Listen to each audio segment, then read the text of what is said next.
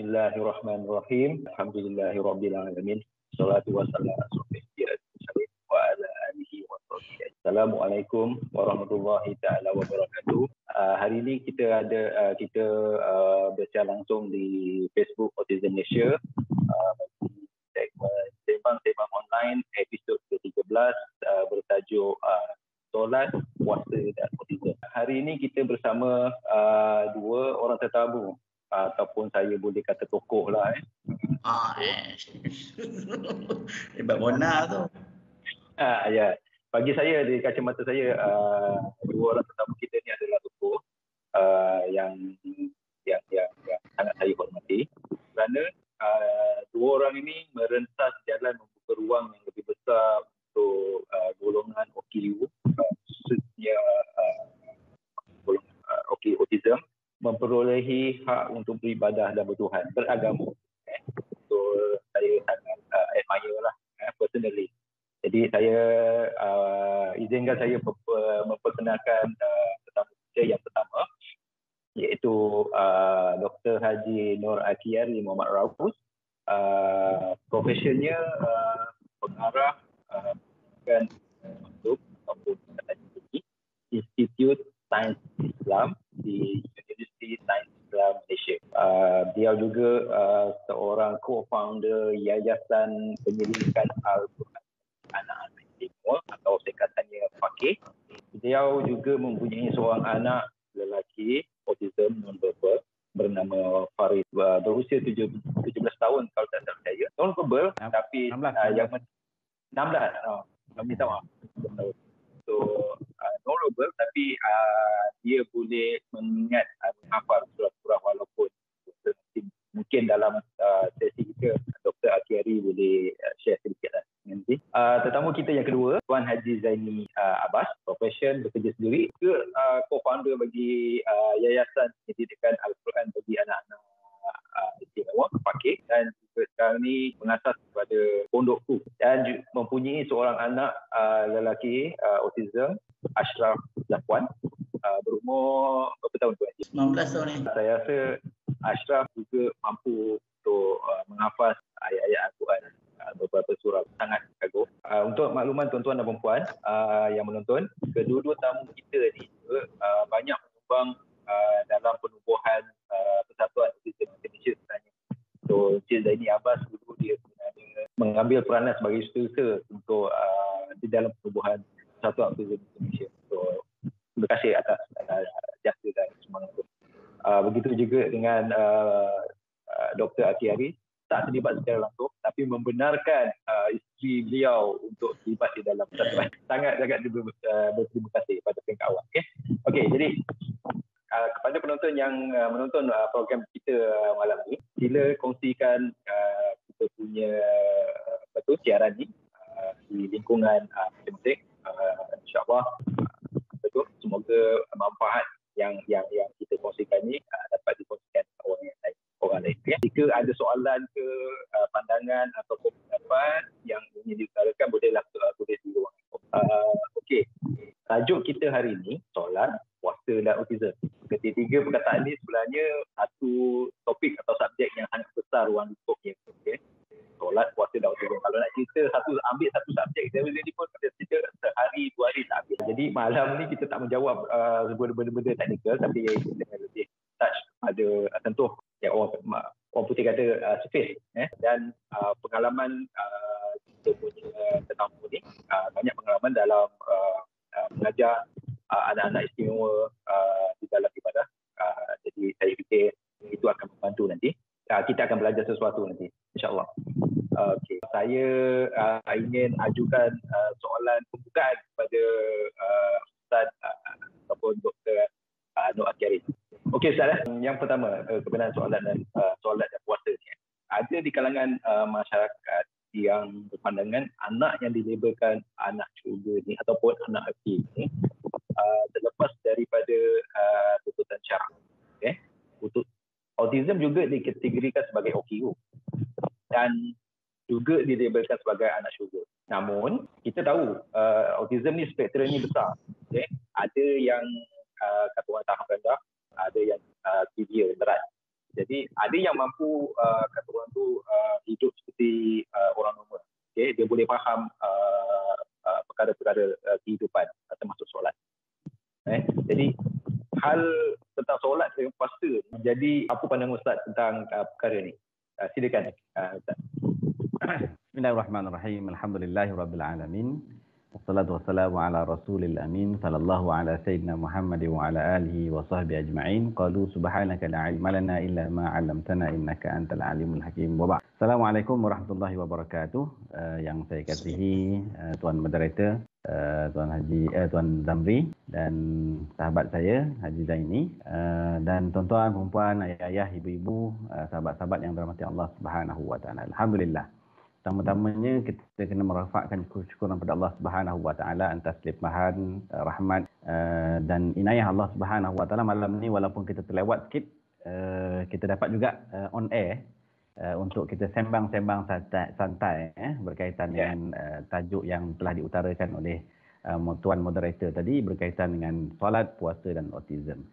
Dan berkaitan dengan ini perkara biasa apa yang diperkatakan oleh ibu bapa especially ni, dan begitu juga, dan kadang-kadang masyarakat juga melabelkan istilah ataupun dengan gelaran anak syurga ni kadang-kadang sampai ke tahap mereka ini tak perlu didedahkan dengan pendidikan agama. So dalam konteks ini kita kena melihat dari pelbagai sudut, daripada pelbagai sudut.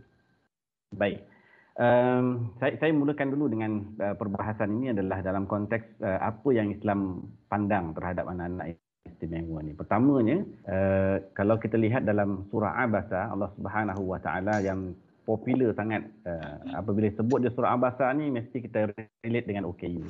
Mesti kita relate dengan teguran Rasulullah sallallahu alaihi wasallam, teguran Allah Subhanahu wa taala kepada Rasulullah sallallahu alaihi wasallam pada ayat 1 dan ayat 2.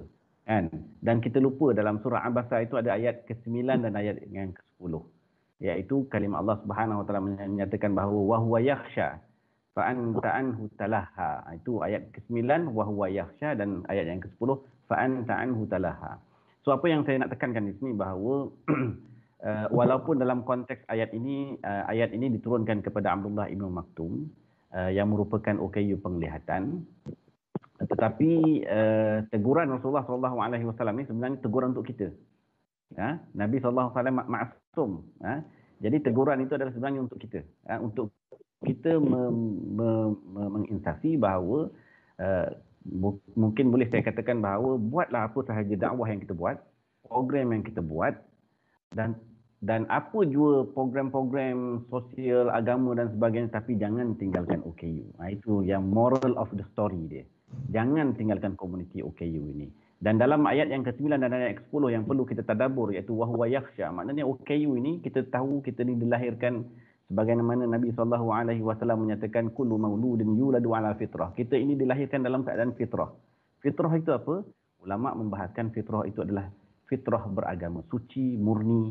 Dan kalau kita bahas balik dalam perbahasan kita sebelum ditiup roh ke dalam janin itu, Allah Subhanahu wa taala dah bersoal jawab dengan kita. Bersoal jawab dengan kita. Allah kata, alastu bi rabbikum, bukankah aku ni Tuhan kamu? Maka kita pun menjawab qalu bala, maka kita sudah tentu engkaulah Tuhan aku. Barulah Allah Subhanahu wa taala tiupkan roh kepada janin kita. Maknanya itu dah ada satu perjanjian kita dengan Allah Subhanahu wa taala, dan apabila kita lahir, perjanjian itu telah diikat. Perjanjian itu telah diikat. Sebab itu disebut fitrah. Lahir kita itu dalam keadaan fitrah. So dalam konteks ini wahwa yakhsha, walaupun dalam keadaan physically tak nampak, walaupun dalam konteks ini diturunkan, ayat ini diturunkan kepada komuniti OKU penglihatan, tapi sebenarnya dari sudut pemahaman dia adalah untuk semua kategori OKU. Maknanya wahwa yakhsha, mereka ini datang untuk mencari ilmu, mencari peringatan, mencari agama. Dan yang kedua, ayat yang ke-10 ini yang kita paling takut, fa anta anhu talaha. Dan kita dalam bahasa kita buat je. Kita mengabaikannya. Kita terlepas pandang dalam bahasa yang lebih santun lagi. Kita terlepas pandang.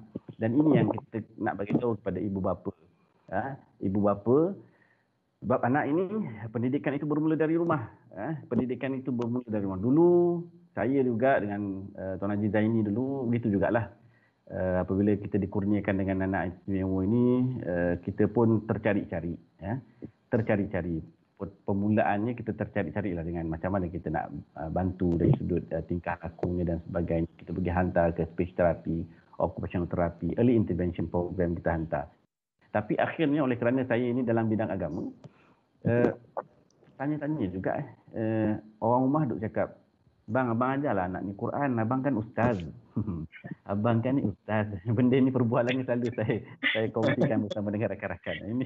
Ini drama swasta tak tahulah tu. Ulangan tak berapa kali. Nasib baik kita bukan ustaz. Suamiku ustaz kan. So saya typical of ustaz dulu kan. Apabila kita diajar Al-Quran, diajar solat, sebab kita ni tahu, kita ni mampu untuk melakukannya dan kita ni boleh bercakap. Dan apabila orang rumah saya kata, ajarlah anak ni Al-Quran, saya kata macam mana nak ajar, anak ni tak boleh cakap. Anak ini tak boleh bercakap.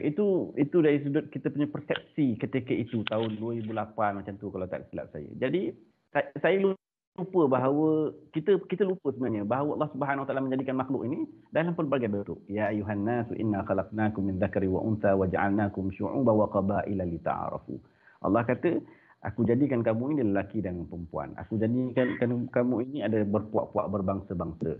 Dan syarat di antara kita nak berinteraksi di antara satu sama lain, Allah kata apa? Lita'arafu. Kena kenal di antara satu sama lain. Dengan anak kita ni kita kena kenal dunia OKU tu.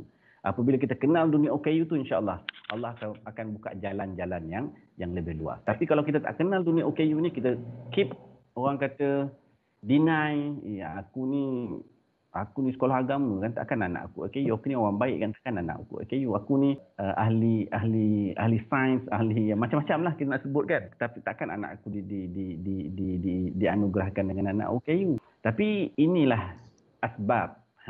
Kadang-kadang kita sebut Allah hantar anak-anak ni for many reason, macam-macam reason. Jadi dalam konteks ini kita kena mengakui bahawa ini adalah anugerah Allah Subhanahu Wa Taala, dan apabila kita dianugerah daripada Allah Subhanahu Wa Taala, tak kiralah anak kita yang tipikal ataupun anak kita yang OKU ini, kita kena menginsafkan bahawa hak untuk beragama ini wajib ke atas mereka. Walaupun dalam kategori yang macam mana pun, dan perbahasan ulama kalau kita lihat dari sudut fiqh ni dibahas dalam satu bab dipanggil bab ahliyah. Ahliyah itu adalah kelayakan. Ada bab kelayakan. Sebab kita selalu sebut taklif dengan takrim.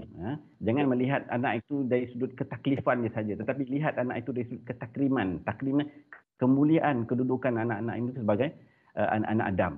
So selalu kita sebut tanya, adakah anak ini bukan manusia? Kalau kita kata dia adalah manusia, maka kita kena layan mereka ini sebagai manusia. So dalam konteks ahliyah ini, perbahasan ulama, dia ada dua.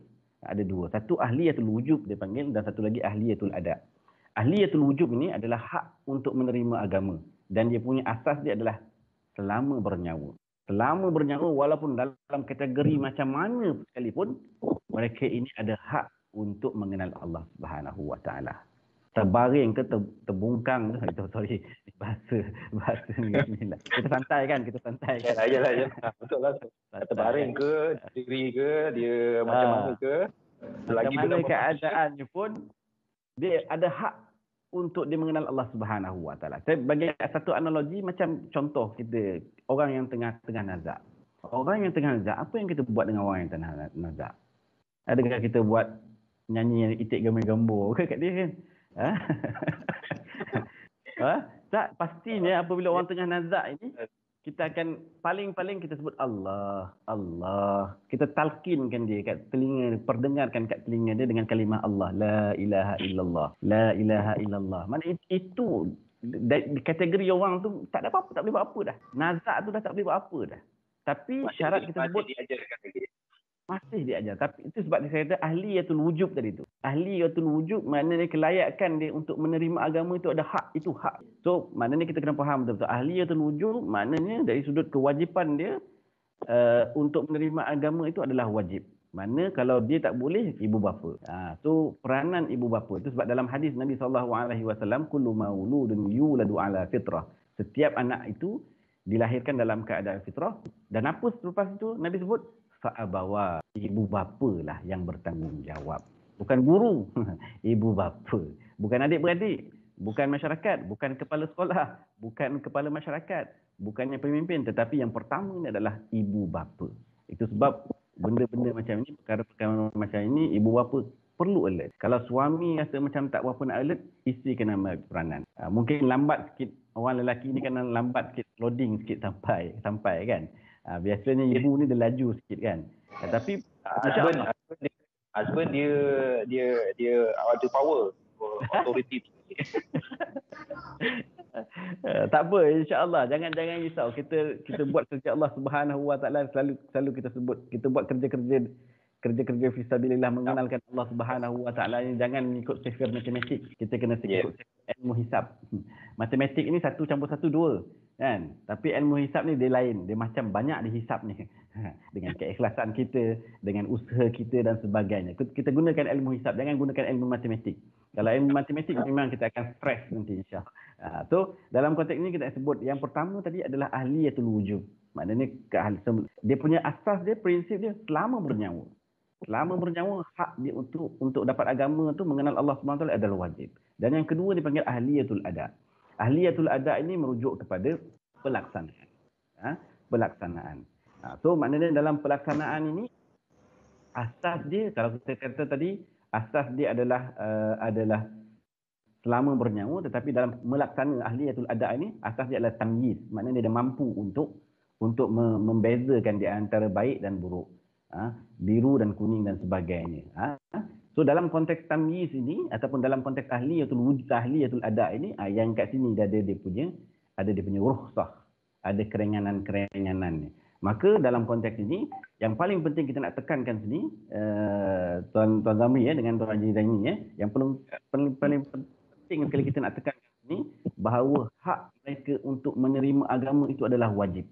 Bagaimana kita nak bagi anak kita yang tipikal ini dengan belajar tuitionnya, kita cari ilmunya dan macam-macam lah yang kita buat untuk anak-anak kita yang tipikal ni, begitu jugalah keadaannya yang kita buat dengan anak-anak istimewa kita. Kalau kita tak ada ilmu, cari ilmu. Kalau ustaz saya tak boleh nak ajar saya anak saya Quran, kena cari ilmu tu.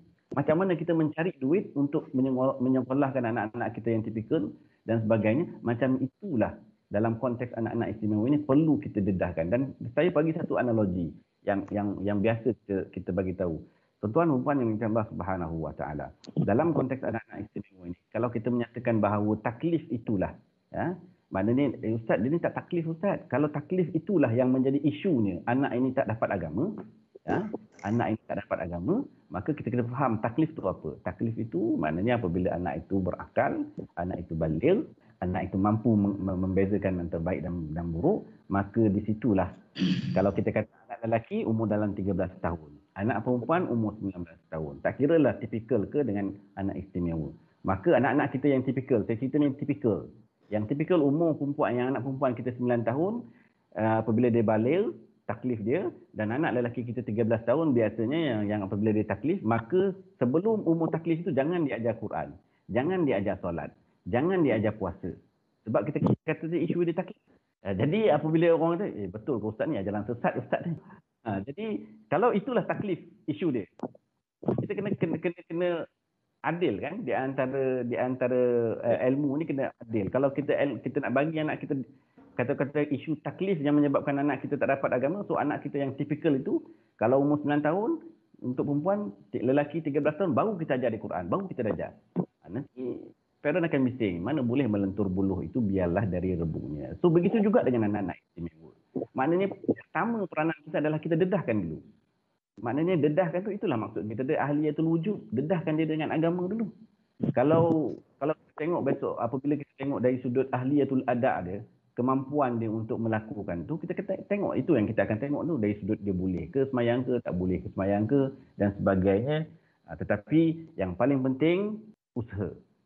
Yang paling penting kita nak tekankan ni adalah usaha kita. Kita bukan result oriented, kita effort oriented. Sebab yang Allah Subhanahu Wa Taala nilai adalah usaha, bukan result. Wallahu a'lam untuk permulaannya. Alhamdulillah. Terima kasih Ustaz Al-Khairi. Saya rasa penjelasan yang jelas So saya dah banyak kali dengar Ustaz bagi poin-poin yang sama ni. Saya tak pastilah pendengar-pendengar kita ni pertama kali dengar Ustaz cakap ke atau macam mana. Sebab saya boleh expect apa yang Ustaz akan cakap. Jadi poin-poin tu dah berulang kali saya dengar. Jadi saya rasa lepas ni ada rakaman nanti di YouTube. So boleh diulang-ulang. Jadi Ustaz tak perlu nak cakap banyak kali. Okay. So poin yang paling menarik saya dengar adalah ketaklifan tu lah. Biasanya iaitu yang menjadikan isu, sama ada yang menjadikan taklif ni alasan untuk tidak menjalankan tanggungjawab untuk menyampaikan. Itu yang silap. So macam Ustaz kata tadi, taklif tu dia ada syarat-syarat dia. So kalau tak sampai tu sebenarnya tak perlu. Tapi kenapa kita mengajar untuk anak yang normal, yang tipikal, tapi anak yang OKU ni kita tangguhkan dia ataupun kita abaikan dia. So saya rasa kita kena adil yang tu. Saya setuju yang tu. Jadi saya harap ibu bapa yang mendengar penerangan tadi mendapat sedikit manfaat daripada penerangan itu. Okey. Saya rasa Tuan Haji Zaini dah tunggu lama tu nak menjawab soalan dia. Ada soalan bocor dia sebenarnya. Tapi tak apa, kita tengok. Okey, Tuan Haji Zaini. Saya mengenali Tuan Haji Zaini dan anaknya Ashraf Zakwan sejak 2012. Betul Tuan Haji? Sejak 2012. So pada masa tu saya rasa saya baru saja balik ke tanah air dan saya rasa mencari-cari tempat untuk hantar anak sekolah, terapi dan salah satunya mencari tempat untuk mengajak anak ibadah lah. Tuan. Jadi dan sepanjang saya dengan Tuan Haji Zaini ni dia mengambil keputusan untuk mengajarkan ilmu agama kepada Ashraf Zakwan penuhnya. So soalan saya adalah apa yang membuatkan Tuan Haji buat keputusan itu dan apakah yang Tuan Haji harapkan daripada didik anak autism Tuan Haji itu dalam agama? Masya-Allah.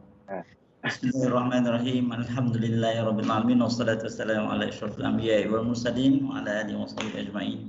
Kalau soalan ni ditanya 8 tahun dulu, saya rasa checkmate soalan ni saya tak jawab pun. Sebab tu tanya sekarang. Masya-Allah, lama dia titik. Sebelum tu saya nak buat correction sikit. Tuan Zamri kenal saya 2012. Sebenarnya saya stalk dia dulu 2011. Saya kenal dia 2011. Through FB kan?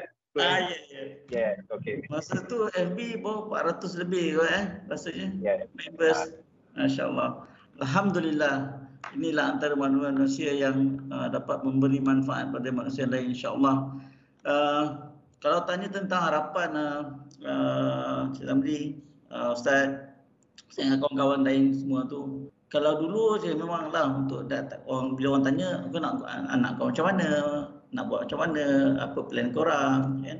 So, tapi sekarang ni saya secara amnya saya bagikan pada dua lah. Satu, harapan saya pada anak saya, dan satu lagi harapan saya pada sahabat-sahabat, ayah-ayah yang senasib macam saya. Sebab saya nak usaha saya rasa Ustaz pun, Cik Zamri pun nakkan usaha kita ni jadi jariah kita di kubur kita nanti. Kita tak nak kita meninggal, usaha kita pun kita punya pahala-pahala tu pun tersekat di pintu kubur kita. Kita nak benda ni berjalan. Saya pun pernah jadi ibu tak pernah, bapa yang tak faham. Okay, bapa yang tak faham. Kalau ibu tu membohong sangat lah kan. Saya pernah jadi bapa yang tak faham. Saya pun macam Ustaz kata tadi, lembab sikit lah. Orang rumah tahu dulu tapi biasanya kalau bapa ni bapa yang mendengar lah. Biasa kalau bapa tu dia dah masuk gear tu, dia tak toleh belakang lah. Mak ikut je. InsyaAllah. Tapi ini bukan juga untuk yang single parent, jangan khawatir. Sebab kita bukan nak bergantung kat suami kita saja, kita bukan nak bergantung kepada anak kita saja, kita ada Allah. Yang itu juga yang kita nak tanamkan dalam anak kita. Ada kalau yang ikutkan untuk yang soalan ni bila orang tanya tu memang akan kata banyaklah jawapan-jawapan yang klise lah kan. Nak anak jadi macam mana? Kalau boleh nak anak jadi yang terbaik lah kan. Sama lah dengan kata anak special, anak tipikal pun kita nak jadi yang terbaik.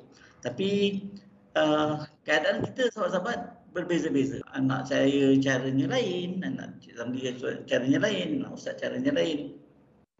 Tapi satu benda yang kita selalu bagi doa ni, nama julukan tiket syurga. Kita kena pastikan tiket ni betul-betul kita boleh guna di sana nanti. Itu memang rasanya pun macam template jawapan-jawapan yang lepas jugalah. Kalau sahabat-sahabat yang baru dengar ni, kalau kita biasa dengar lah orang naik flight kan. Orang naik flight yang terlepas flight ni, semua ada tiket. Confirm semua ada tiket. Jadi teman-teman nak balik kampung raya ni, yang dah beli tiket bas tak dapat balik. Tak tahu lah SOP tak boleh balik kan. Tapi memang orang yang terlepas terlepas sesuatu ni, yang ada tiket ni, ya Allah ruginya macam-macam benda. Ini kan tiket syurga saya. Ya Allah, na'udzubillah kalau kita tak terpilih, kita dah ada tiket dan kita tak terpilih. Na'udzubillah. Ya, satu benda yang mungkinlah kalau tak dapat apa-apa pun daripada sembang kita malam ni, ambil lah satu poin ni, jadikan tiket kita ni betul-betul kita boleh guna. Jangan masa tadi mereka tanya, alamak tiket kau invalid dah bro. Na'udzubillah. Ya. Alhamdulillah, saya rasa sesiapa saja yang mengambil keputusan untuk memberikan Quran dalam hidup anak, dalam hidup diri sendiri, tak akan pernah menyesal. Dan kami meyakini, Ustaz meyakini dulu, orang ramai panggil saya Ustaz Cik Randi. Ustaz. Sebab berkawan dengan Ustaz kot. Ya, itulah. Orang kata kalau kawan dengan kawan dengan orang pandai akan jadi pandai. Itulah dia. Kalau kawan dengan Ustaz, jual minyak wangi jadi wangi ya. Itulah. Saya baru nak start. Alhamdulillah sempat masih ada ruang untuk Ustaz. Betul macam yang yang saya ada catatkan dalam pesan pada sahabat-sahabat, yang anak ni memang confirm bukan satu ciptaan yang rosak yang dihantar kepada kita, dan Allah tak pernah salah alamat untuk menghantarkan dia di dalam keluarga kita. Confirm. Siapa yang menyesal, yang macam mana anak aku macam ni, tolonglah. Ini isu akidah ni. Ini isu akidah. Dan jangan main-main. Sebabnya Allah tak pernah cipta yang useless creation. Tak pernah cipta sesuatu yang tidak langsung berguna dalam hidup manusia. Dan kami, keluarga kami, saya ingat orang sekeliling kami meyakini yang anak anda Ashraf ni dan anak anda lain juga lah, kan dengar orang kecil hati dia. Anak anda lain adalah sebahagiannya adalah salah satu sumber untuk mendoakan kami, memudahkan urusan kami, memudahkan urusan sahabat, memudahkan urusan asatizah hadir dan sebagainya. Ya. Dan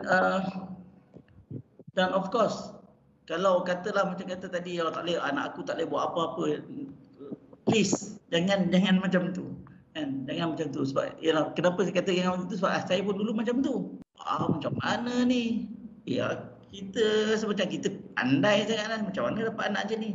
Dia memang kadang-kadang anak istimewa ni hadir dalam family. Bila dia start, kena ini keturunan kau lah ni. Ini keturunan kau lah ni. Dan secaya, ini semua punca-punca je. Punca-punca keletakan. Walhal ini anugerah. Okey, minta maaf Tuan Haji, kalau saya boleh tanya sedikit, turning point tu yang menjadikan daripada yang sebelum yang negatif tadi tu kan, yang denial, turning point menjadi yang positif, menerima anak sebagai satu tiket. Saya rasa untuk yang lencong betul-betul nak ke ambil Quran ni, semenjak bila kita balik daripada UK tu, alhamdulillah rezeki Allah bagi, dan kami tak ada masalah nak hantar anak pergi renang ke, nak pergi piano ke. Adalah sikit kelebihan rezeki kat situ. Cumanya yang saya sedih bila kita nak hantar anak ke sekolah agama, sekolah ma'had tak boleh nak terima, kafar yang dekat rumah pun tak boleh nak terima. So saya rasa macam ya betul macam tu kan. Betul lah, memang of course kita pun masa tu jadi asbab lah, saya jumpa ustaz, saya jumpa dengan Zamri dan kawan-kawan yang lain yang kita kick off research kita dengan Muhammad Sedawan Akademi Pengajian Islam UM, Center of Quranic Research masa tu, macam mana nak cari kaedah macam mana nak ajar anak-anak OKU dengan Quran. Sebabnya memang turning point ni memang macam tu, memang kita mencari-cari. Dan bila kita research tu panjang cerita lah. Ini kita buat sesi lain lah ni. Kenapa, apa dapatan research kita tu, panjang lagi ceritanya. Don't start pointing others. Macam Ustaz kata tadi, apa-apa pun akhirnya kat mak bapak juga. Kalau kita kata, alah mana lah aku tahu. Nanti akhirnya kita juga yang nak guna tiket ni. Dan kalau kita tak tahu kita simpan mana, macam mana. Minta maaf sahabat-sahabat kalau ia pedas ke apa. Tapi ini memang ikhlas dari hati ni. Teguran untuk saya, cakap berdega-dega ni, Allah uji nanti ni, kan. Tapi turning point tu memang bukanlah kata masa tu lah kita pun tak ada kaedah, tak ada apa kan. Anak saya pun macam Faris sekarang. Masa tu non-verbal 8 tahun, 9 tahun baru ustaz nak ni. Macam kalau ustaz pun pakai reason yang sama, anak tak cakap macam mana nak ajar Quran. Saya apa tak lagi, saya guna reason ustaz lah.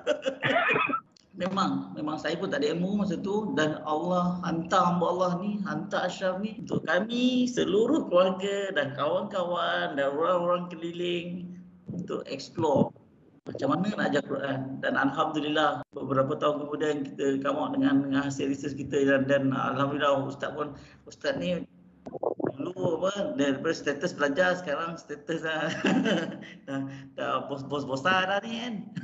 Jadi bos dah sekarang. Alhamdulillah, itulah turning point ni memang selepas kita balik dari UK dan kita cari, dan memang jangan salahkan diri sendiri memang, dan jangan salahkan ustaz-ustazah ni. Sebabnya kalau ikutkan kita punya tu, diorang yang pergi sekolah agama ni memang tak pernah jumpa anak-anak kita ni dalam sekolah diorang. Buat masa ni kalau ada pun sikit sangatlah kan. Mungkin ustaz boleh update. Sekarang tak boleh pakai hujah tu lagi kan. Okey Tuan Haji, terima kasih menjawab soalan tadi. Jadi saya fikir sama ada Ustaz, Tuan Haji Zaini ataupun saya sendiri sebenarnya pernah berada di fasa-fasa yang disebutkan. Saya sendiri pun izinkan saya untuk share experience saya. So saya punya background sangat lemah dalam ilmu agama. Lemah. So bila dapat anak, barulah sibuk nak mengajar. Bila dapat anak istimewa, tak tahu macam mana nak mengajar. So itulah dia satu, bila kita mencari ataupun untuk anak tipikal, Tuhan akan lorongkan kita jalan-jalan dia. Tunjukkan, dia akan temukan kita dengan orang-orang yang boleh membantu kita selama mana kita mencari. InsyaAllah, selama kita mencari. Jadi dalam bab puasa dan solat ni, saya secara peribadi, saya tak tahu macam mana nak mengajar anak yang autism dalam solat, dalam puasa, apatah lagi Al-Quran. Saya tak tahu nak mulakan yang mana. Jadi tapi pada masa tu saya berjumpa dengan Tuan Haji Zaini, Ustaz Atiari pada peringkat awal yang baru pun nak start tu pun dah alhamdulillah lah. Jadi kalau Ustaz Atiari boleh bagi sikit antara nak belajar Al-Quran, solat, puasa, yang mana dulu yang kita nak utamakan ni? Ada tips tak? Terima kasih banyak Tuan Moderator. Alhamdulillah, it is a journey, satu perjalanan yang kita sebut tentang apabila Allah Subhanahu Wa Taala datangkan anak-anak ini dalam rumah kita. Mungkin dulu kalau saya tak ada Muhammad Faris Akhyar ni, sebab bidang saya adalah bidang penglihatan. Saya di UTM saya mengajar Quran Braille, dan research saya pun awal-awalnya berkaitan dengan OKU penglihatan. Kalau tak ada Muhammad Faris ni, mungkin bidang saya penglihatan je lah. Tapi apabila Allah Subhanahu Wa Taala hadirkan Muhammad Faris Akhyar dan hadirkan kami dengan anak angkat dua orang, saya dan dua orang anak angkat mualaf, kedua-duanya OKU Pekak, seorang India, seorang Cina, dan saya Melayu. So satu rumah ni one Malaysia lah. One Malaysia. Jadi tiga kategori OKU ni berada dalam rumah saya. Jadi itu saya kira mungkin dulu saya tak terfikir pun balik daripada Al-Azhar, tak terfikir pun ini jalan saya. Tapi Allah itu wa makaru wa makarallahu wallahu khairul makirin. Kita merancang, Allah merancang, dan kita kena yakin bahawa sebaik perancangan itu adalah Allah Subhanahu wa taala. So dalam konteks ini kita kena melihat dari sudut apa pandangan kita sebenarnya terhadap anak kita ni. Apa pandangan kita terhadap anak kita ni melalui pandangan kita ataupun melalui rutin yang kita lakukan sebagai seorang muslim. Sebagai seorang muslim. So dalam konteks ini kita melihat bahawa ada orang kata ajar anak solat dulu, ada orang kata ajar tak apalah, ajarlah puasa dulu, ada orang ajar solat, ada baca Quran. Bagi saya permulaannya yang paling penting kita kenalkan dia dengan Allah Subhanahu wa taala. Kehidupan kita, rutin kehidupan anak-anak ni kita kena ajar dia based on dia punya sekeliling, rutin dia. Jangan kita masa tu lah kita nak ngajar tasawuf pula, fiqh madahib lah pula. Jauh pula daripada. Percaya pun pening. Maknanya jauh daripada apa yang dia nampak secara visual dia, auditory dia dan kinestetik dia. So kita kena bawa benda-benda yang berkaitan dengan apa yang dia nampak. Yang the best part is kita kena kenalkan dia dengan Quran. Sebab dalam Al-Quran sebut wa nunazzilu minal Quran ma huwa syifaa wa rahmah lil mu'minin. Allah kata Allah turunkan Al-Quran ini sebagai syifa dan rahmat. Dan apabila Allah kata syifa dan rahmat ini, kita kena yakin bahawa dulu ada seorang ustazah tu dekat, dia mengajar anak-anak pekak, dia kata dia akan mulakan dengan, sebab dia pekak ni banyak visual, dia akan gunakan solat dan sebagainya. Dia dahulukan solat dulu. Tapi akhirnya dia balik di situ, betul lah ustaz kata ajar di Quran dulu. Teach dalam putih kata, dia kata apa, teach your children Al-Quran and Quran will teach them everything. Dan kita punya hashtag selalu kita hashtag dia Quran yang berubah. Dan kita buat di Yayasan Fakih dulu dan di Pondok OKU pun sama. Dahulukan Quran. Anak tak tahu mana-mana pun Quran tu dulu. Kita perdengarkan Al-Quran dulu. Sebab Quran itu dia ada terapi. Itu kita panggil terapi Al-Quran. Kalau kita cakap di Malaysia terapi Quran ni mungkin orang kata, ya ke ada terapi Quran. Tapi kalau buka research di Indonesia, Masya Allah, Tabarakallah. Kalau bahasa Negeri Sembilan, melampuh. Banyak. Lambat berkaitan kajian berkaitan dengan terapi Quran. Dan Alhamdulillah kami ni sebenarnya pun, the second turning point pun, saya dengan Haji Zaini pun direzekikan oleh Allah SWT. Kami pergi ke Yogyakarta, Indonesia. Kita pergi ke Taruna Al-Quran. Lama, 2000 apa bro? 2012 2012. Itu pun saya last minute bro Zani ajak saya. Jom Ustaz kita pergi Ustaz. Bilik saya kosong satu. Seorang dia lagi seorang ni ada bilik kosong lah. So okey lah kita join lah, kita pergi. Ustazah Aziah ada dengan suami dia. 4 orang kami pergi. Jenis kami tu Masya Allah Tabarakallah. Yang ini saya kata mungkin second turning point kita. Saya balik itu, saya kata bro, kita kena buat yayasan. Kita kena jalan. Sebab masa tu kita buat research. Kita takut habis research, habis dah usaha ni. So itulah kita tubuhkan yayasan pendidikan Al-Quran bagi anak itu. So akhirnya apa yang nak saya sebut di sini bahawa yang penting kita, anak-anak kita kena diagnose dulu anak kita ni macam mana. Kemudian jangan lupa bahawa apa je sebagaimana saya sebut tadi, kita buat terapi apa yang kita buat. Actually sebenarnya kalau kita fikir dalam balik mengikut kajian, the best speech therapy adalah Quran. Sebab Al-Quran itu dia ada kita kan belajar makharil huruf. Kan? Makhraj huruf. Scientific finding dia kata orang yang baca Al-Quran dengan tajwid yang betul, dengan makhraj yang betul, dia akan menggetarkan saraf-saraf dalam tubuh badan dia. Dia akan menggetarkan saraf-saraf tubuh badan. Dulu Muhammad Faris Akhyar ni, anak saya ni, dia memang verbal pun tak berapa nak jelas. Tapi Alhamdulillah sekarang ni makin lama makin jelas apabila dia menyebut ayat Allah Subhanahu wa ta'ala. So saya kata Quran itu yang merubah. Dan apabila Quran dah dia boleh, so kemudian barulah kita ajar dia solat. Ataupun kita selari kan, tak ada masalah. Apabila kita rasa dia dah boleh cukup, Faris dulu saya ajar solat dia dalam umur dalam 3-4 tahun jugalah saya ajar dia solat. Mula-mula tu memang jenis lah.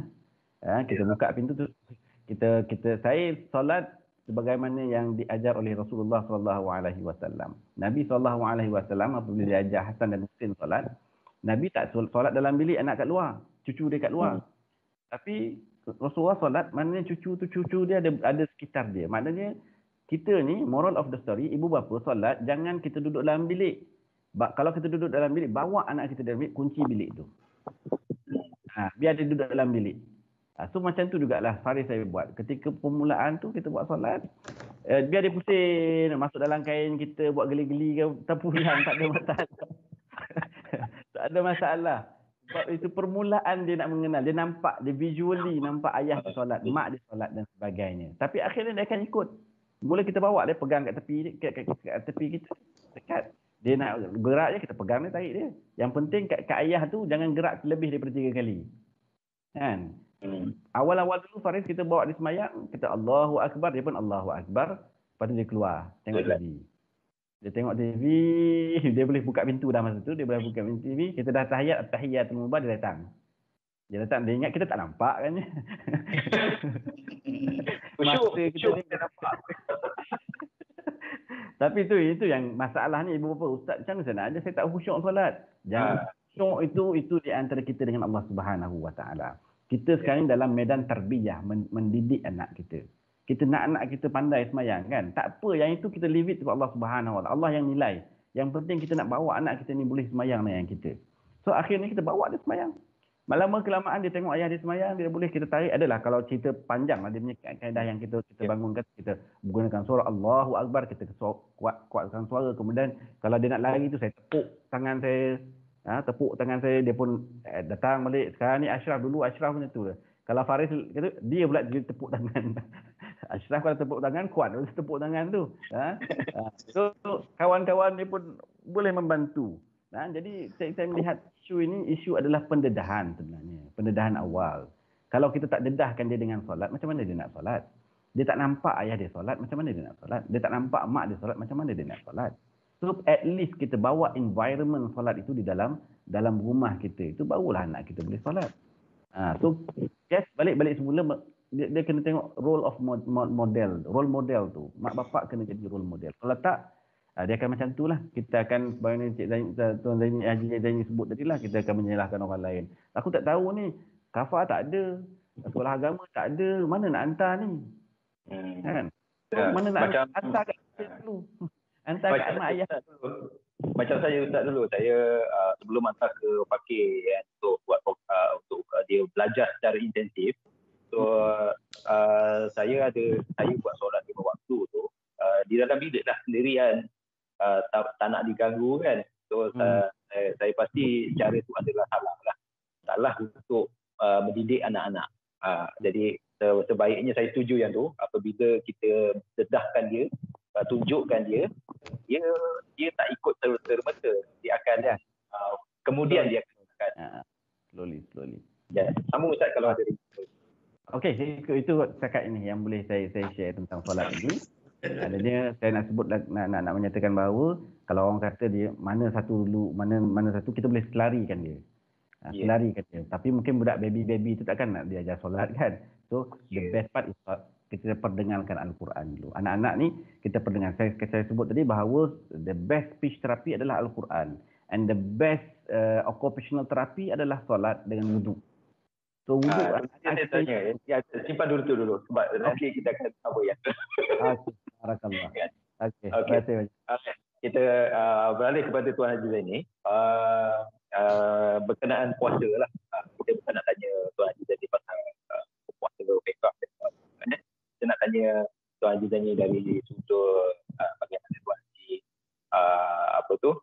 mendedahkan ibadah puasa ni kepada Ashraful Taqwan di peringkat awal, dan apa hasilnya sekarang dan bagaimana dia punya perjalanan tu di kemudian. Sebab kita pun dah nak masuk bulan Ramadan ni, insyaAllah jika direzekikan kita dapatlah merasa bulan Ramadan. Jadi kalau Tuan Haji boleh kongsikan macam mana Tuan Haji dedahkan dengan ibadah puasa di peringkat awal, mungkin daripada saya tak pasti, mungkin daripada UK lagi dah diajarkan, dan mungkin selepas ada intensif dengan research Yayasan Fakih dan soalan tu, mungkin ada beza pendekatan dia. Saya tak tahu. Silakan Tuan Haji. Okey, bismillah. Nak kena cerita flashback ni. Kalau sekarang sekarang kita takut Haji Khairi ada benda lain pula ni. Okay. Awal-awal lah Ashraf ni, kalau sekarang ni alhamdulillah memang ya Allah, kami yang belajar dengan dia kan. Sekarang ni dengan macam-macam lah, puasa hari putih lah, hari Isnin Khamis lah. Sebabnya satu je, kami itu carikan kalender tu ada hari-hari yang sunat puasa.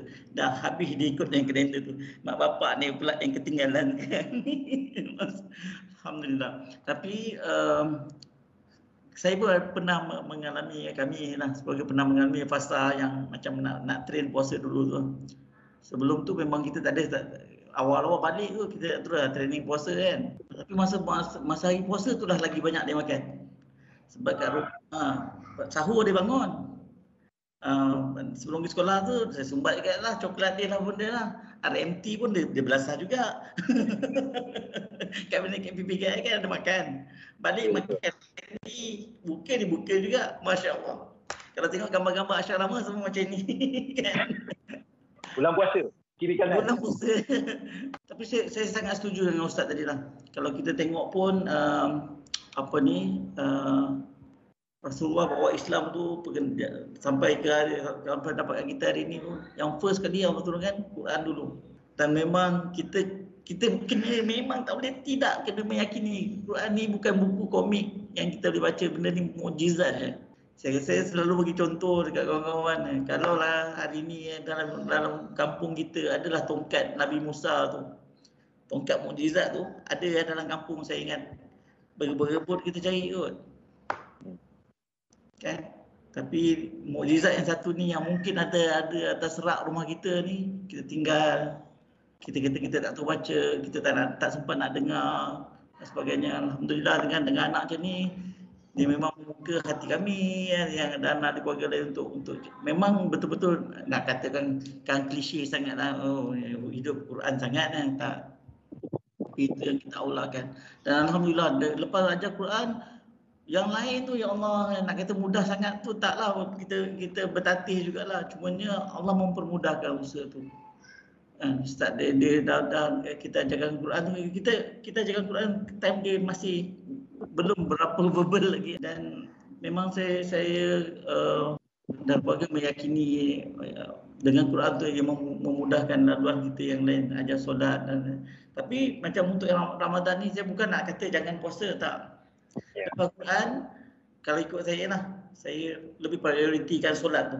Pun tak nak lah dia puasa beria sampai lembik, solatnya tidak. Sama jugalah kalau yang nak tipikal tu pun. By all means, cara nak yang untuk anak-anak special lah, especially dia tetap lagi lah, dia panggil apa kalau dalam pendidikan VAC teori, Ustaz, visual, auditory dengan kinestetik.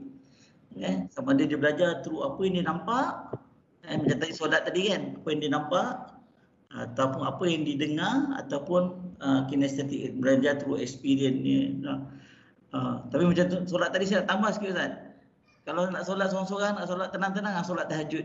Bangun seorang-seorang, duduk dalam bilik tu solat tahajud. Memang susah nak bangun tu. Betul lah kan. Tak, biasanya dia pakai reason, solat nak kena tenang kan, tak khusyuk nanti. Nak khusyuk sangat bangun solat malam tu. Okey. Awal Ashraf tu memang yang masa kita sendiri tu, kalau sekali lagi saya setuju Ustaz lah. Kalau kat Indon dia macam-macam tool tau. Dia punya kaedah pembelajaran. Kalau dulu Ashraf dia follow satu, Allahumma salli alaihi wasallam, kado anak soleh. Dia siri cerita Islami. Dia ingat otak dia nama Dodo. Dodo tu macam dia lah, gempal-gempal budak ni. So anak-anak kita ni kalau tengok yang non-verbal ni, selalunya dia orang suka benda-benda yang audio visual lah, especially video lah. So kalau sekarang ni rasanya Didi and Friend pun dah start dah gunakan elemen ni untuk mendidik. So antara yang boleh pakainya memang video-video yang macam sahabat-sahabat ni dah gunakan video tentang puasa. Mungkin ada cerita pasal syurga neraka, juga cerita pasal dosa.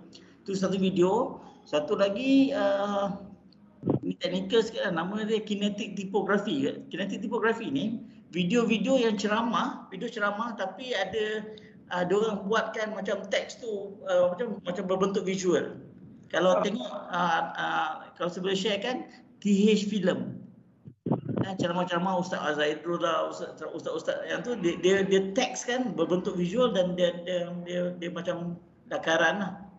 So maksudnya video yang ada teks ataupun gambar. Yang bercerita tentang puasa banyak sebenarnya, banyak. Okay. Dan lagi satu tu dia panggil whiteboard. Whiteboard ni kalau tengok kan kita pun dekat Astro dulu ada siri pengajaran. Dia panggil Allah selamat.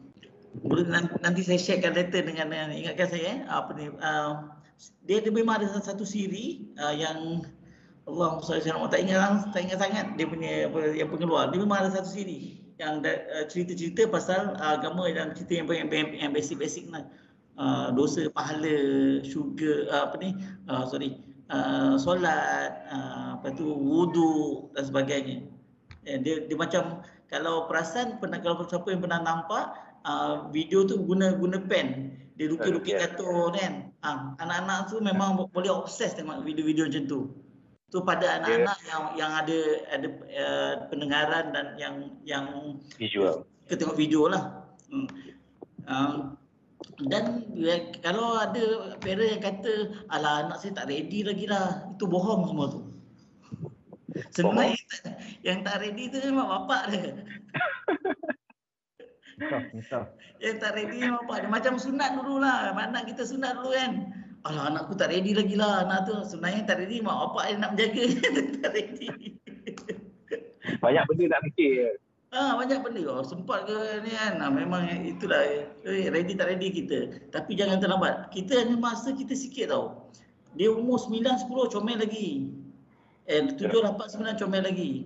Masuk 10, 11 dah 2 digit umur dia tu. Dia dah macam dah meniti akhir balik. Kalau anak perempuan kita ada indikator yang Allah budak ni dah besar. Budak lelaki kalau tak ditanya, tak diselidik, tak tahu kita tu. Sebab kat situ dah ada masalah hukum, dah ada kena mandi dan sebagainya, macam-macam lah. Cuma memang saya meyakini teori yang tadi education teori tu sama ada dia kaedah visual, kaedah auditory, kinestetik kena kita guna pakai lah. Kalau kita bukan lecturer ke bukan cikgu pun kita kena tahu. Kita belajar, kita mesti ada style kita belajar. Dulu kan ada orang boleh duduk senyap-senyap dalam library belajar kononan boleh. Ada orang kena pakai Walkman. Dah pakai Walkman dulu dengar macam tu lagu trash pun boleh belajar. Kita pun tak faham macam mana kan. So kaedah kita belajar ni berbeza-beza.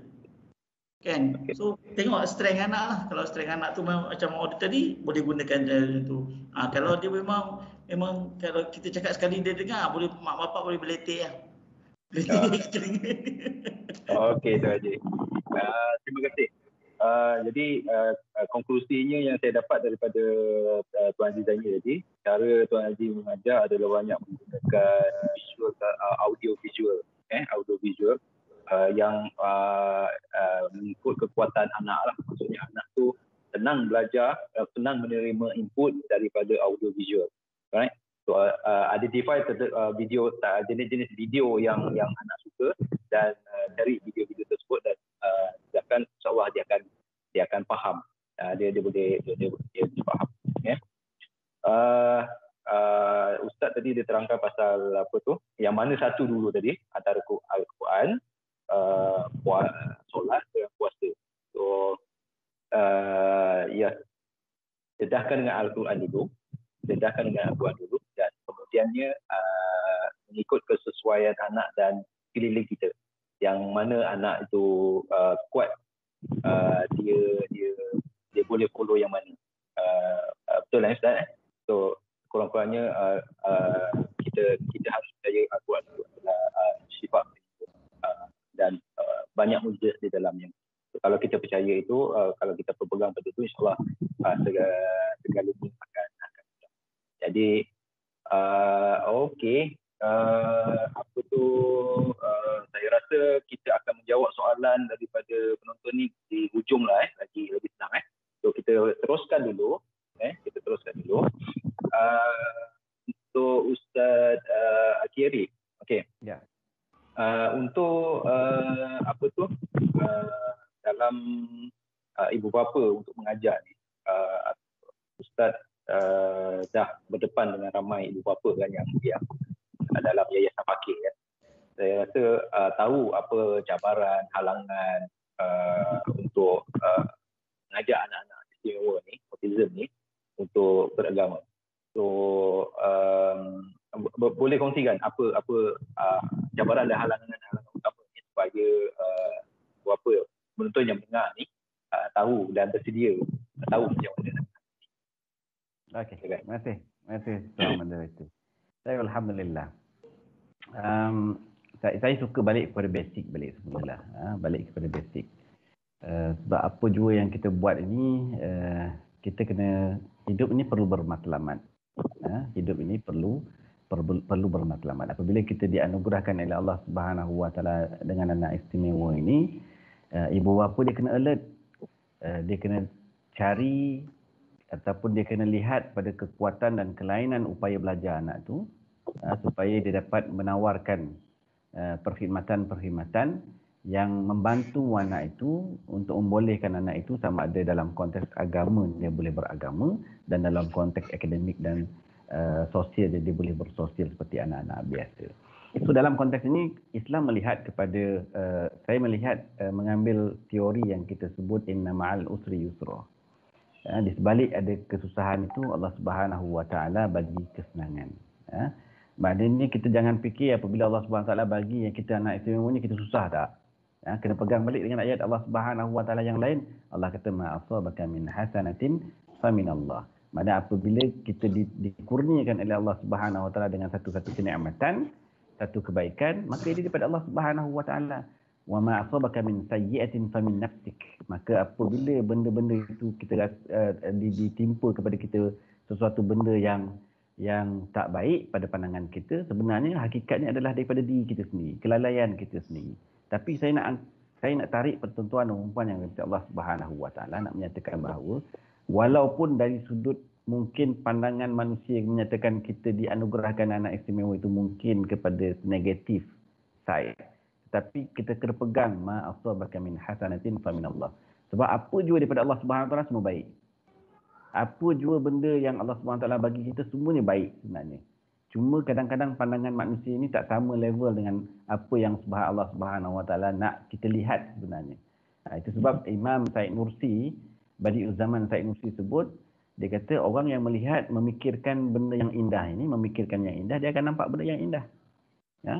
Dia akan nampak benda yang indah. Jadi apabila kita nampak anak kita ini, walaupun dalam kategori OKU ni, tetapi kita nampak dia adalah indah. So kita kena cari benda yang indah pada anak kita ni. Kalau kita cari benda itu tersebut, kalau kita nampak anak kita ini dari sudut cacatnya, sebenarnya cacat itu bukanlah OKU-nya. OKU sebenarnya adalah berpunca daripada sikap kita. Dengan persekitaran yang tidak membina, yang tidak memberi ruang dan peluang kepada OKU untuk menyertai aktiviti-aktiviti kemasyarakatan. Maknanya yang OKU itu adalah kita. Itu kita selalu sebut benda-benda ini. Apabila kita tengok anak-anak kita macam Ashraf. Ashraf ni adalah guru saya. Anak saya adalah guru saya. Anak-anak istimewa ni adalah guru-guru saya. Sebab kalau nak kata macam mana saya ni boleh buat satu kaedah dan sebagainya, kita ni boleh buat satu kaedah dan sebagainya. Sebenarnya frankly speaking, saya tak tahu pun. Zero tu sebab apabila orang rumah saya kata, ajarlah anak ni Quran, saya kata, mana pun nak ajar, saya pun tak ada ilmu. Dulu saya di Al-Azhar pun, tuan guru masyaikh saya pun tak ada ajar. Khairi, ini ajar kaedah Al-Quran untuk anak penglihatan. Ini Al-Quran ajar untuk anak pendengaran. Ini ajar untuk anak pembelajaran. Tak ada. Tetapi apabila kita menelusuri hadis Nabi SAW, apabila kita mencari, Allah akan bagi. Selangkah kita nak mencari Allah Subhanahu Wa Taala, 1000 langkah Allah akan datang kepada kita. Itu kita pegang kuat-kuat. Apabila kita cari Allah Subhanahu Wa Taala, Allah akan buka jalan besar. Dulu kaedah ni pun kita bangunkan dulu awal-awal dulu mana ada kaedah. Ajar Quran. Cuma saya suka Haji Zaini punya tag dia, cuba jaya je. Cuba jaya, try and error kan. So kita tak ada kaedah. Tapi akhirnya apabila kita lihat, explore anak-anak kita ni, akhirnya Allah bagi jalan kita. Rupanya kaedah ni macam ni. Dan apabila kita berlekat Quran, rupanya Nabi SAW diajar oleh Jibril AS dengan cara itu. Cara dia berdengar, Iqra ya Muhammad, diperdengarkan kepada Rasulullah SAW. Kemudian Jibril alaihissalam peluk Rasulullah SAW. Dan ada ketika Rasulullah datang, Jibril alaihissalam datang secara musyafahah, talaqi dan musyafahah. Dan teknik yang seterusnya adalah Jibril alaihissalam diulang, bacaan itu diulang. So ini di antara benda-benda yang kita kena cari. Maknanya apabila kita nak kata keyword di sini, ibu bapa kena mencari. Sebagaimana kita mencari rezeki, kita mencari sesuatu dalam begitu jugalah kita kena cari lebih-lebih lagi. Yang paling indahnya kita cari Allah Subhanahu Wa Taala. Kita mencari balik di sebalik apa yang Allah Subhanahu Wa Taala. Jadi asas yang kita nak sebut ni untuk ringkas ni ada 3 asas daripada inna ma'al usri yusra tadi. Yusra tadi kita nak kata yusra, Y U S dengan R. Maknanya dari sudut akidah ni, Y itu maksud dia apa? Y itu maksud dia yakinlah bahawa anak ini datang daripada Allah Subhanahu Taala. Dan apabila Allah Subhanahu Taala bagi, dia ada many reason kenapa Allah bagi. So kita kena cari kat situ. Itu Y yang pertama dari sudut akidah ni. Dari sudut syariatnya kita kena ada usaha kita nak kenalkan anak kita dengan Allah Subhanahu Wa Taala. Ini sebenarnya yang disebutkan Haji Zaini tiket tadi tu, tiket kita nak berhujah dengan Allah Subhanahu Wa Taala. Allah kata aku turunkan kepada kamu, aku titipkan kepada kamu anak istimewa, apa yang kau buat untuk kenalkan anak kamu itu dengan aku. Kita tak nak bisa berjumpa dengan Allah SWT, ditanya anak kita, siapa aku? Doraemon, dia kata. Ada Pokemon, benda-benda tu. Dia tak boleh nak sebut, yang ini dah Allah Tuhan dia. So ini yang kita nak berhujah di hadapan Allah Subhanahu Wa Taala. Dan tuan-tuan dan puan yang ada dalam ini adalah saksinya. Saya pada saksi kepada Tuan Haji Zamri, saya saksi kepada Tuan Haji Zamri pun, Tuan Zamri pun saksi kepada saya, Tuan Haji Zaini pun saksi kepada saya. Ini kita hidup ni sering untuk mencari saksi-saksi. Saksi amal-amal kebaikan kita boleh kita bawa pada akhirat. Sebab itu dunia ni kita kena ada keseimbangan. Hidup ni kita selalu nak sebut nak cari keseimbangan, kita nak cari kebahagiaan. Tapi kata kunci kita lupa cari. Kata kunci itu adalah keseimbangan. Kita nak cari kebahagiaan, nak cari kesejahteraan, tapi kita lupa kunci dia apa? Kunci dia adalah keseimbangan tu dalam doa kita, Rabbana atina fid dunya hasanah wa fil akhirati hasanah wa qina adzabannar. Makna dunia pun baik, akhirat pun baik. Dan kita selalu doa kepada Allah Subhanahu Taala, ya Allah, jadikanlah dunia ini adalah urusan akhirat kita. Dan akhirnya R tadi tu, Y kita dah tahu dari sudut akidah ni, yakin bahawa itu ada daripada Allah Subhanahu Wa Taala. U tadi tu adalah usaha kita untuk kita mendekatkan anak kita dengan Allah Subhanahu Wa Taala, dan dari sudut tasawufnya R tadi tu adalah kita kena redha. Dari sudut akhlaknya ibu bapa kena redha. Sebab redha ni lah kunci kita nak buka. Kalau kita tak redha dengan apa yang Allah Subhanahu Wa Taala takdirkan kepada kita, memang kita akan nampak simpang siur jalan ni. Apabila kita dah start redha, dah start kita redha bahawa ini adalah anugerah Allah Subhanahu Wa Taala, inilah kunci kita kepada nak mendapat tiket tadi. Tadi kita dah dapat tiket kan? Tapi kita lupa dapat kunci. Kunci dia ni dengan kita santuni redha Allah Subhanahu Wa Taala, ini adalah anugerah daripada Allah Subhanahu Wa Taala. Allahu a'lam. Okey, terima kasih Ustaz. Saya rasa tadi dia punya key dia adalah halangan paling utama adalah ibu bapa memahami cara untuk mengajar anak tu dan mencari keupayaan mencari. So dua benda ni lah. Satu mencari, yang kedua memahami anak tu dia perlukan apa sebenarnya. Dia perlukan apa. And then sepanjang perjalanan tu ya adalah macam tips yang kongsikan tadi, YUSR tadi, yakin dengan Allah, usaha, seimbang dunia akhirat, dan last sekali redha. Tuan Haji ini spesifik kepada anak Ashraf dalam ibadah solat dan puasa. Secara amnya, apa cabaran yang paling besar yang dihadapi Tuan Haji untuk mengajar, dan bagaimana mengatasi? Kalau puasa tu cabaran paling besar, saya nak ikut dia puasa. Sekali lagi, macam mana? Kalau cabaran untuk puasa tu sekarang ni, nampaknya saya yang tercabar sebab dia lebih konsisten daripada Betul. Itu puasa apa tu? Ini Khamis. Puasa sunat. So kita cakap tentang puasa yang wajib lah. Tapi itulah saya memang macam saya katakan tadi lah, puasa ni penting. Jangan kata budak-budak ni tak payah puasa. Saya nampak puasa ni dapat, kalau kita sendiri pun saya rasa bab cerita bila anak-anak meningkat remaja, meningkat dewasa ni, dia kena ada satu proses, dia orang ni dilaparkan untuk menundukkan nafsu by all means. So sekarang ni pemakanan kalau macam-macam anak yang meningkat remaja ni, minta maaf saya cakap, yang masih kecil, kena jaga pemakanannya.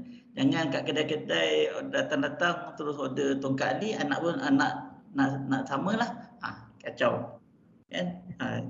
Pemakanan anak ni so far ni memang saya rasa research pun kurang apa makanan yang boleh tak boleh tapi memang kita nampak bab pemakanan ni akan menjejaskanlah emosi dan dan segala macam yang untuk sebentar anak ni meningkat remaja tu, untuk kata spesifik untuk cabaran untuk mendepani puasa ni, saya rasa untuk sekarang kita ni lah, dia akan tanya lah nak pergi masjid ke mana sekarang ni.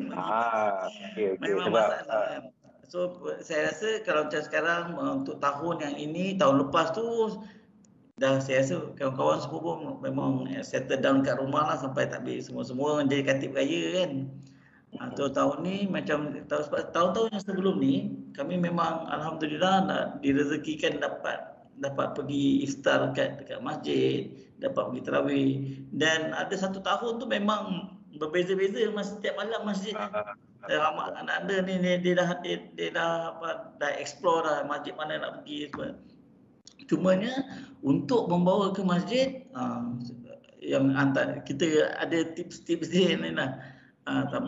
Kalau anak masih kecil, saya rasa memang kekangan daripada SOP itu sendirilah, tak boleh nak bawa kan kalau anak kecil. Tapi kalau anak yang remaja ni, kalau nak pergi masjid memang kena dijanjikan kat mana, ada tips-tips lah untuk tips-tips untuk membawa anak ke masjid atau surau. Sebabnya memang dia kena difamiliarkan. Tambah-tambahlah bila time orang dah ramai, solat tu lama kan. Itu awal-awal itulah cabarannya. Tapi sekarang ni alhamdulillah dia dah lebih tenang. Cumanya macam saya kata tadi, untuk solat, untuk puasa tu kena ikut macam tadi tu lah. Yang kita suggestkan tu, dahulukan pendidikan Qurannya dulu. Lepas tu solat tu memang sebenarnya solat memang bermula pada rumah lah. Daripada kaedah dia tengok, kita ada 3 je kan, qalbi, fi'li kan Ustaz?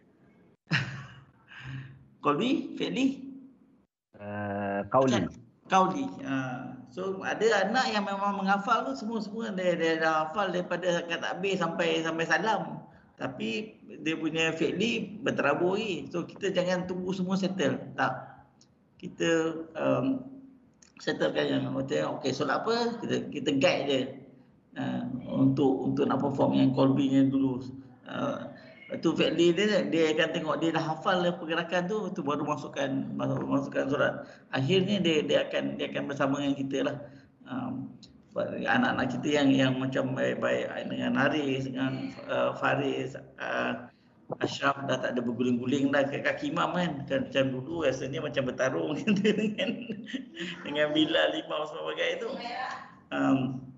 And then yang lain-lain tu memang ambillah Ramadan ni ajar dia orang tentang sedekah, memperbanyakkan istighfar. Satu benda yang pasal yang tadi saya terlepas pandang, yang wuduk tu untuk ni. But last time saya ingat saya pernah bagi tips pada parents yang katalah sebenarnya seawal dia anak-anak tu lahir kan, kita boleh menggunakan terapi wuduk tu sebagai terapi anak. Macam anak yang baru yang kata cerebral palsy ke Down syndrome ke, wudukkan dia anak masa kecil tu untuk apa. Tapi ya dengan menggunakan air sikit lah, janganlah siram air tu tak habis tu, taklah. Maksudnya memang ratakan wuduk tu dengan tangan. Secara tak langsung dia akan terapi. Ya. Wuduk spray. Guna wuduk spray tu. Dan kami di fakir dulu memang antara kaedahnya, hukuman dia, setiap hukuman tu memang ada istighfar. Contoh kita dulu masa sekolah berdiri atas kursi, berdiri saja-sajalah.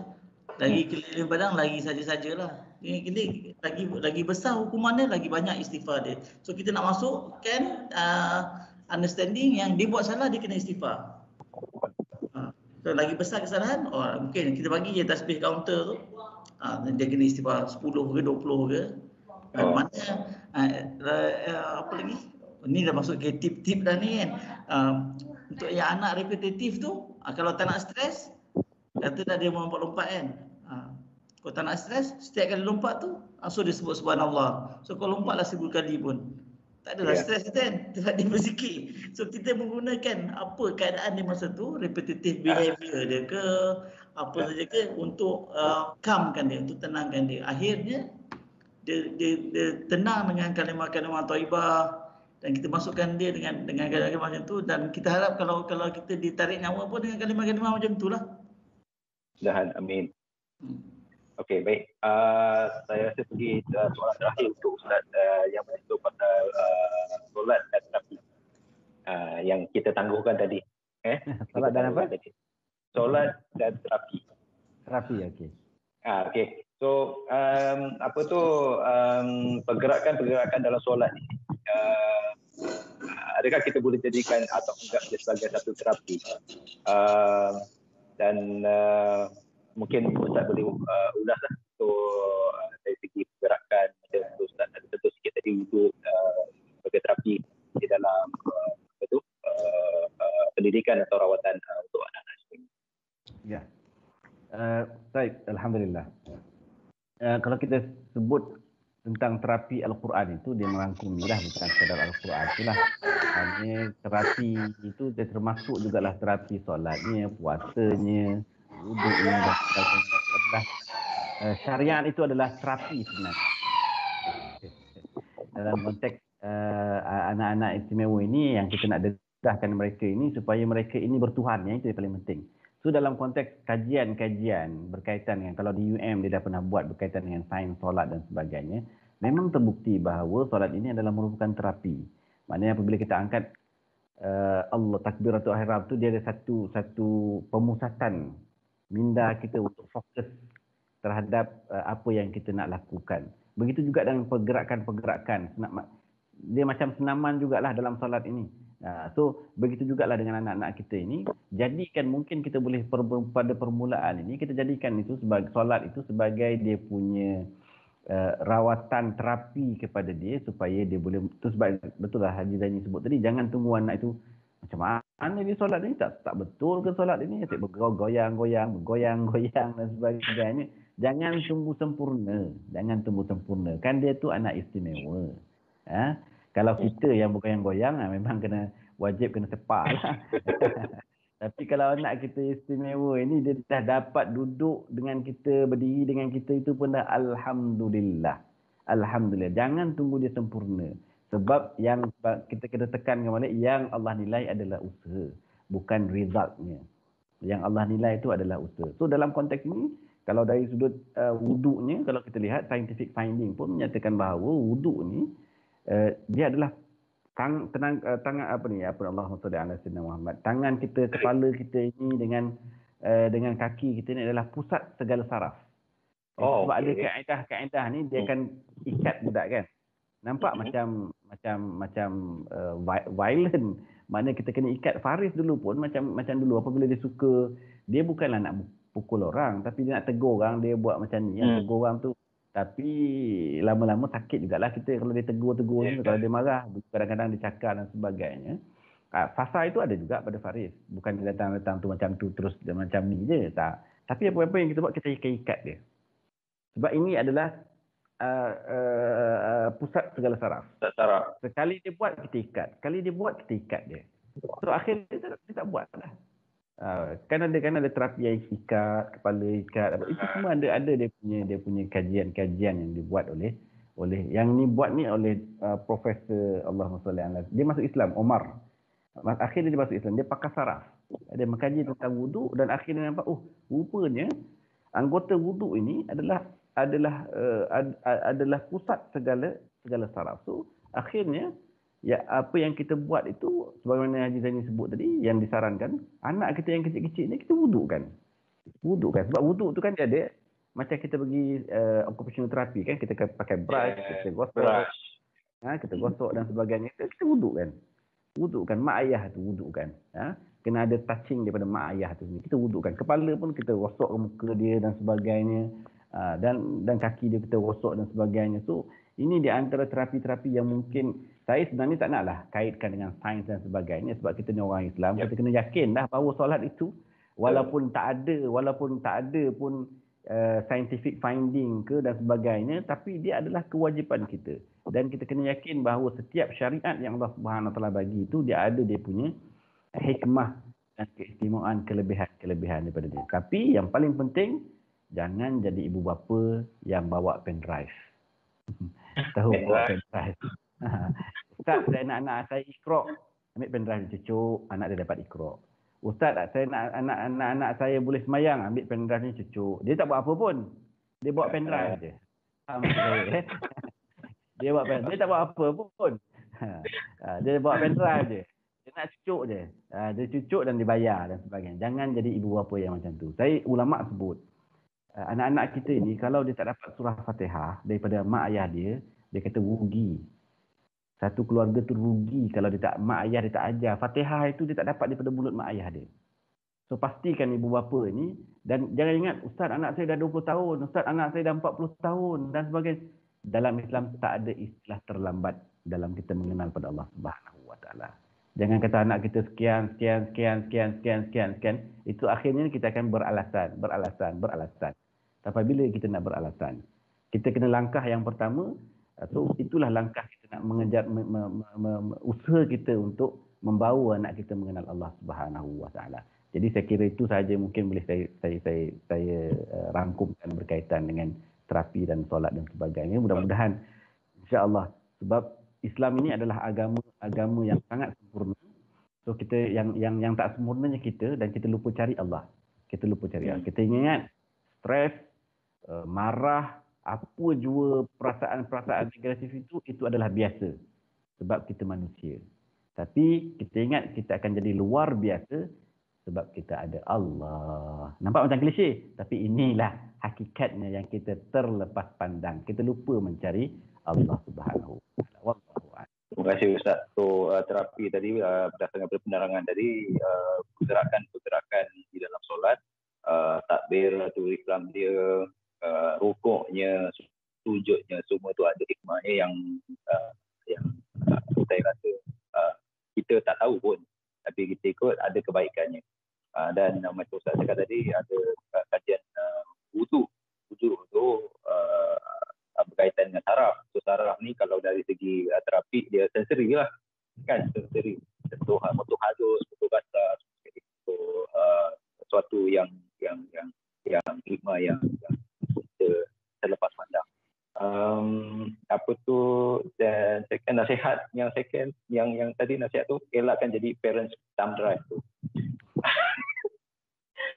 Okey, sebab zaman teknologi, so kita semuanya kita nak digital, so semuanya nak mudah, so kita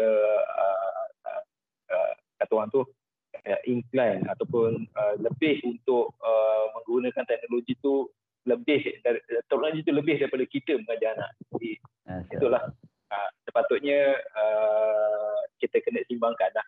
Kita kena tahulah dia punya had dia tu. Teknologi bukan tak bagus, tapi kalau sampai semua sekali kita nak teknologikan, dah tak ada human touch mak bapak dengan anak, tak ada sentuhan insani tu. So sesuatu yang tak elok. Dia bukan anak istimewa saja, dengan anak saya rasa dengan anak fizikal pun memberi kesan yang sama. Baik. Kita tengok dulu apa tu, kita dah ke ujung-ujung ni. Kita tengok dulu komen-komen di Facebook. Kot ada soalan ke? Okey, kita punya quiz tu dah ada yang jawab. InsyaAllah dah ada pemenang lah tu. Ada komen, tak perlu menunggu sehingga anak-anak mencapai tahap aktif. Kita sebagai ibu bapa perlu mengenalkan pendengaran Al-Quran pada anak kita, walaupun kita tak tahu anak kita tak upaya untuk bercakap dan sebagainya. So, ini align dengan seperti yang kita bincangkan lah. Selaras dengan kita bincang. Ada satu soalan daripada Ana Syafi. Macam mana nak handle anak lelaki 8 tahun yang streaming dalam solat? Tangan kaki bergerak-gerak. Ini saya rasa rujuk kepada pengalaman Ustaz Khairi sendiri. Anak Ustaz siapa nama dia tu? Siapa nama dia? Faris. Sampai lupa saya. Okay, Faris yang daripada mulanya tak boleh nak duduk diam sampai sekarang dia dah boleh berdiri dengan. So mungkin Ustaz boleh ulang sikit macam mana nak bantu. Baik, seperti yang saya sebut tadi, jangan tunggu dia sempurna. Sebab kita pun tak sempurna. Sebab kita pun tak sempurna mana tu. Yang penting ruang dan peluang. Faris pun sampai sekarang pun kadang-kadang tak juga. Dia ni juga kadang pintu terbuka tu ditutup dulu, dia datang balik kan. Sama dengan anak saya. Anak saya pun macam tu juga. Maknanya bagi saya dia punya keyword tu jangan tunggu dia sempurna. Jangan tunggu dia sempurna. Dan kita kena dedahkannya, bawa dia pergi masjid, tengok situ suasana dan sebagainya. Dan kalau pergi masjid tu, awal-awal pergi masjid tu, bawa dia waktu orang tak ada, waktu duha dan sebagainya, supaya kita buat rehlah fil masjid. Maknanya kita buat lawatan ke masjid. Dalam ruang waktu dan keadaan yang boleh dikawal. Ya, kita kenalkan dia dulu. Sebab dia visual. Budak-budak ni kan dia auditory dan sebagainya. So kita bawa ini tempat, kita kenalkan dia. Ini tempat tak boleh duduk. Mihrab ni, tempat ni untuk imam je. Jangan jadi macam sahabat kita Ashraf dulu kan. Dia kalau pergi semayang, sebab kita dah ajar dia semayang itu gunakan sejadah. Jadi gunakan sejadah ni akhirnya pergi Masjid Negara Rozaini pergi Masjid Negara, kat mana ada sejadah? Tempat imam. Kata imam, ayah lambat ambil wuduk. Jadi tengok ambil wuduk, anak dah duduk tempat imam dah. Itu boleh tanya Haji Zaini lah tu. So jangan maknanya bagi saya dia punya keyword jangan tunggu sempurna. Sebab kita pun tak sempurna. Teruskan. Yang penting usaha kita tu teruskan untuk kita dekatkan diri dengan Allah Subhanahu Wa Taala. Harap itu jawab kepada soalan Ana Syafiq. Sebelum tu Tuan Haji Zaini, saya rasa mic Tuan Haji Zaini saya mute sekejap tadi sebab ada background bising. Boleh unmute boleh lah.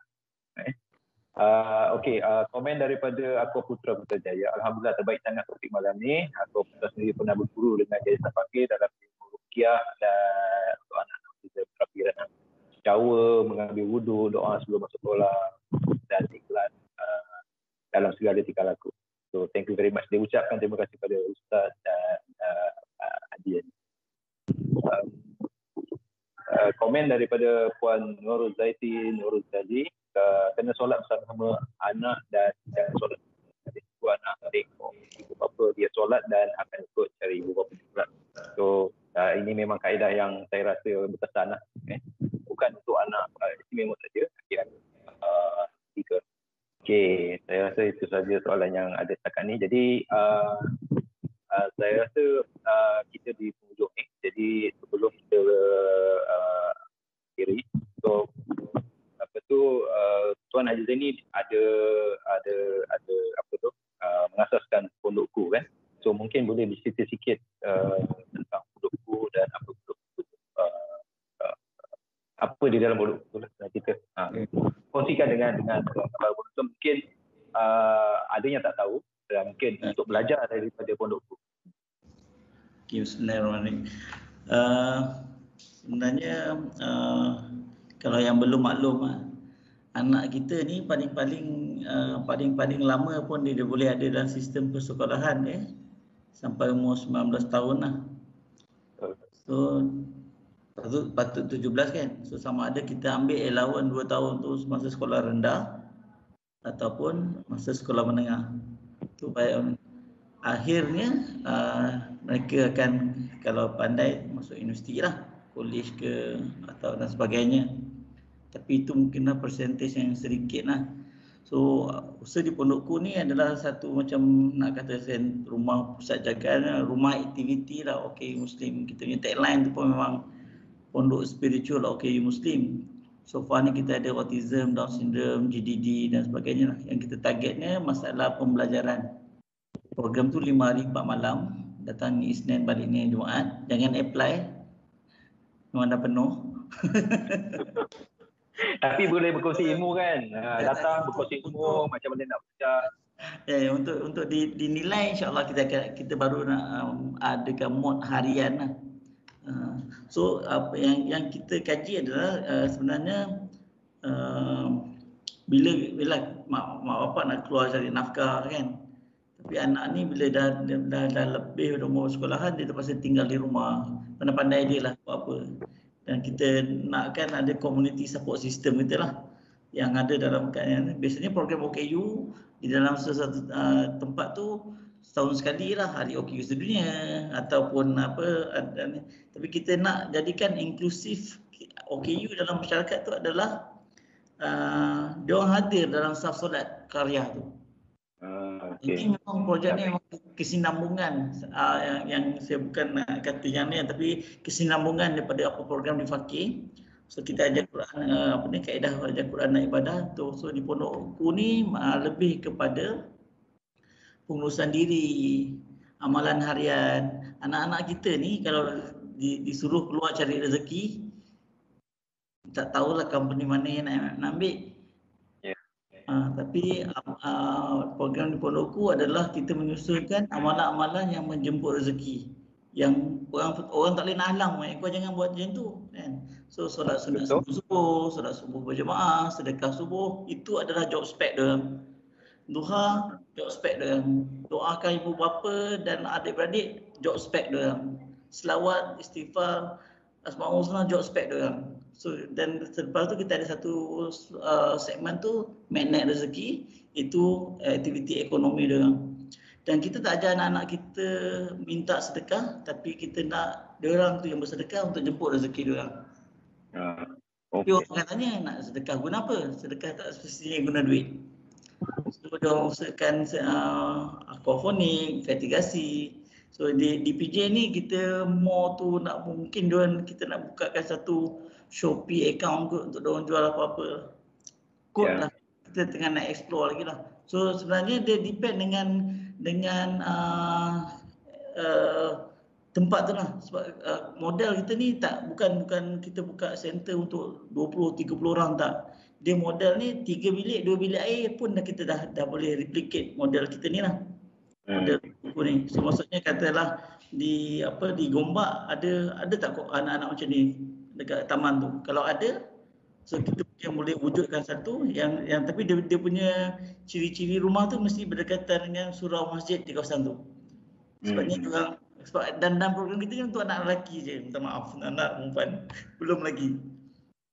Kita nak anak ni ada masa, sebab diorang nak suruh pergi kerja dah mungkin dah susah kan. Tapi diorang 5 waktu tu ada di surau masjid tu lah. Itu harapannya lah. Sebab ni alhamdulillah masih meniti yang berangkat lagi. Tak apa. Satu usaha yang baik untuk golongan OKU yang sudah dewasa, yang tak boleh dimasukkan dalam pondok. Okay. Jadi kita pondokku menempatkan anak-anak di satu tempat di mana mereka ada aktiviti ibadah dan ada juga aktiviti sukan, ekonomi dan sebagainya. Okay. Satu usaha yang sangat baik. So saya harap usaha ini akan berkembang. Saya doakan. Okey, ada satu soalan di sini daripada Puan Ida. Bolehkah wujudkan anak yang masih pakai Facebook? Saya tak pasti anak ni umur berapa. Saya saya cuba. Sebabnya kebetulan saya direzekikan untuk jaga bapa yang total bedridden. Dia hanya boleh geleng kepala dengan angguk je. Okey. Dan of course lah kan, sebenarnya bukan kata anak special dia. OKU ni can be at any time, any point of time. Kita sendiri pun jangan rasa OKU ni terlalu jauh dengan kita, tak. Kan? Sekarang ni dengan pemakanan kita yang berbagai-bagai ni, dengan kereta laju-lajunya, dengan orang banyak flyover ni, anytime boleh jadi OKU. So dalam kalau macam kita dalam kata kalau menjaga yang total bedridden ni pun, contohnya ibu bapa ke ataupun pasangan ke yang masih memakai pampers, yang terpaksa memakai pampers, of course lah kalau kita nak wudukkan dia untuk time solat, memang kita kena bersihkan dulu. Ya. Okay. Dan wudukkan. Itu maksudnya kalau macam kami, kalau untuk program untuk terapi, bukan untuk solat, tak ada masalah pun, wuduk je. Kan kita sebab sekarang ni orang macam-macam wuduk tu untuk nak solat. So, sebenarnya kan kalau untuk nak solat of course kita kena bersih lah. Tapi kalau untuk terapi tu sebagusnya bersih lah. Tapi kalau kata lah macam untuk program terapi dia, jalan je. Terima kasih atas maklum daripada Tuan Ida ni. Saya harap jelas kepada Puan Ida Baba. So just berkongsi dulu pemenang kuis kuis malam ni. Soalan 1 dimenangi oleh Cahya Hidayah. Soalan 2 dimenangi oleh Puan Nur Zaiti Nurzali, dan yang ketiga Tidak Adnan. Tahniah kepada para pemenang. Okey, expert oriented. Puan Nur Zaiti Nurzali buat komen itu, expert oriented tindakan terapi kita dah mengajar untuk solat dan wuduk itu dijadikan terapi melalui pergerakan kaki roda. Okey, maksudnya kita usaha, effort oriented, usaha. Okey, maybe kepada Ustaz Akhiri, maybe ada share something berkaitan dengan UC di UCM berkaitan dengan OKU ataupun yang tak pakai ke macam mana? Silakan. Okey, baik. Kami masih lagi dalam proses eksplorasi terhadap anak-anak istimewa ini, dan alhamdulillah kami di Yayasan Faqih kita telah memodelkan kurikulum yang kita namakan Quranis, inovasi pendidikan Quran dan ibadah bagi anak istimewa, dan kita ada rakan afiliasi kita di Yayasan Faqih di seluruh negara ini. Hampir dalam 20 lebih jugalah rakan afiliasi yang menggunakan kurikulum Quranis ni lah. Tapi dia bukan kita punya cawangan cuma kita bekalkan kurikulum dan kita latih guru dia. Dan alhamdulillah setakat ini kita nampak makin hari makin ramailah ibu bapa yang dah mula buka mata cakna berkaitan dengan anak-anak istimewa ini untuk diajar mengenal Allah Subhanahu Wa Taala, dan kita harap banyak lagi usaha-usaha kami sama ada di Yayasan Faqih dan di UCIM. Kita sekarang ini dalam proses membantu Jabatan Agama Islam ataupun membantu especially-nya YB Menteri Agama dalam konteks yang dulu kita buat table dipanggil RTD kan, round table discussion dulu kan, dan insya-Allah hari 31 bulan ni pihak JAKIM akan panggil untuk bentang balik semula, nak lihat kita punya proses pelan tindakan OKU Rabbani, mudah-mudahan insya-Allah berasaskan ini, sebab kita melihat bahawa komuniti OKU ini dari sudut kebajikan dan apa semuanya, kita dah ada Kementerian Wanita dah jaga dah, masya-Allah tabarakallah. Dia dah menjalankan kerja-kerja berkaitan dengan kebajikan, pekerjaan dan sebagainya. Dan yang kita nak melihat sekarang ini adalah bagaimana kita nak bekerjasama dengan jabatan-jabatan agama Islam, sebab kita ni perbendaharaan kita ini sebenarnya banyak dari sudut Islamnya. Kita ada wang zakatnya, wang wakafnya, infaknya, sedekah dan sebagainya. Kita nak gambelingkan, dan benda yang sama juga kita ingin perjuangkan. Tapi sebelum kita nak perjuangkan tentang pendidikan agama, kelas agama untuk anak istimewa kita, ibu bapa yang ini paling penting. Kelompok yang utama tu ibu bapa. Ibu bapa dia kena bersatu hati. Kita boleh tidak bersatu dalam aktiviti-aktiviti kita, tetapi kalau yang melibatkan agama ni kita kena bersatu hati. Sebab yang memuliakan kita ni adalah agama. Yang memuliakan kita ni adalah Al-Quran. Dan ini yang kita hashtag kita, muliakan OKU itu dengan agama.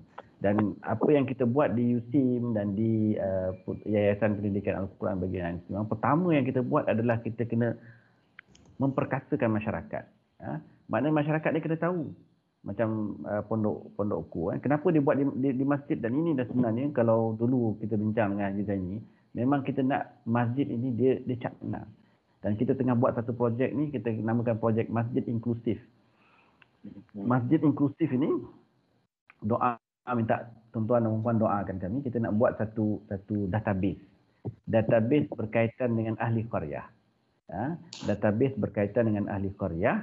Dan siapa nak menyumbang, boleh menyumbang idea dan sebagainya, boleh kontak saya. Kita nak menyumbang, nak duduk sit down macam mana kita nak menyumbang. Kita akan buat satu database based on ahli qaryah. Maknanya masjid ni kita tak tengok berapa ahli qaryah ada.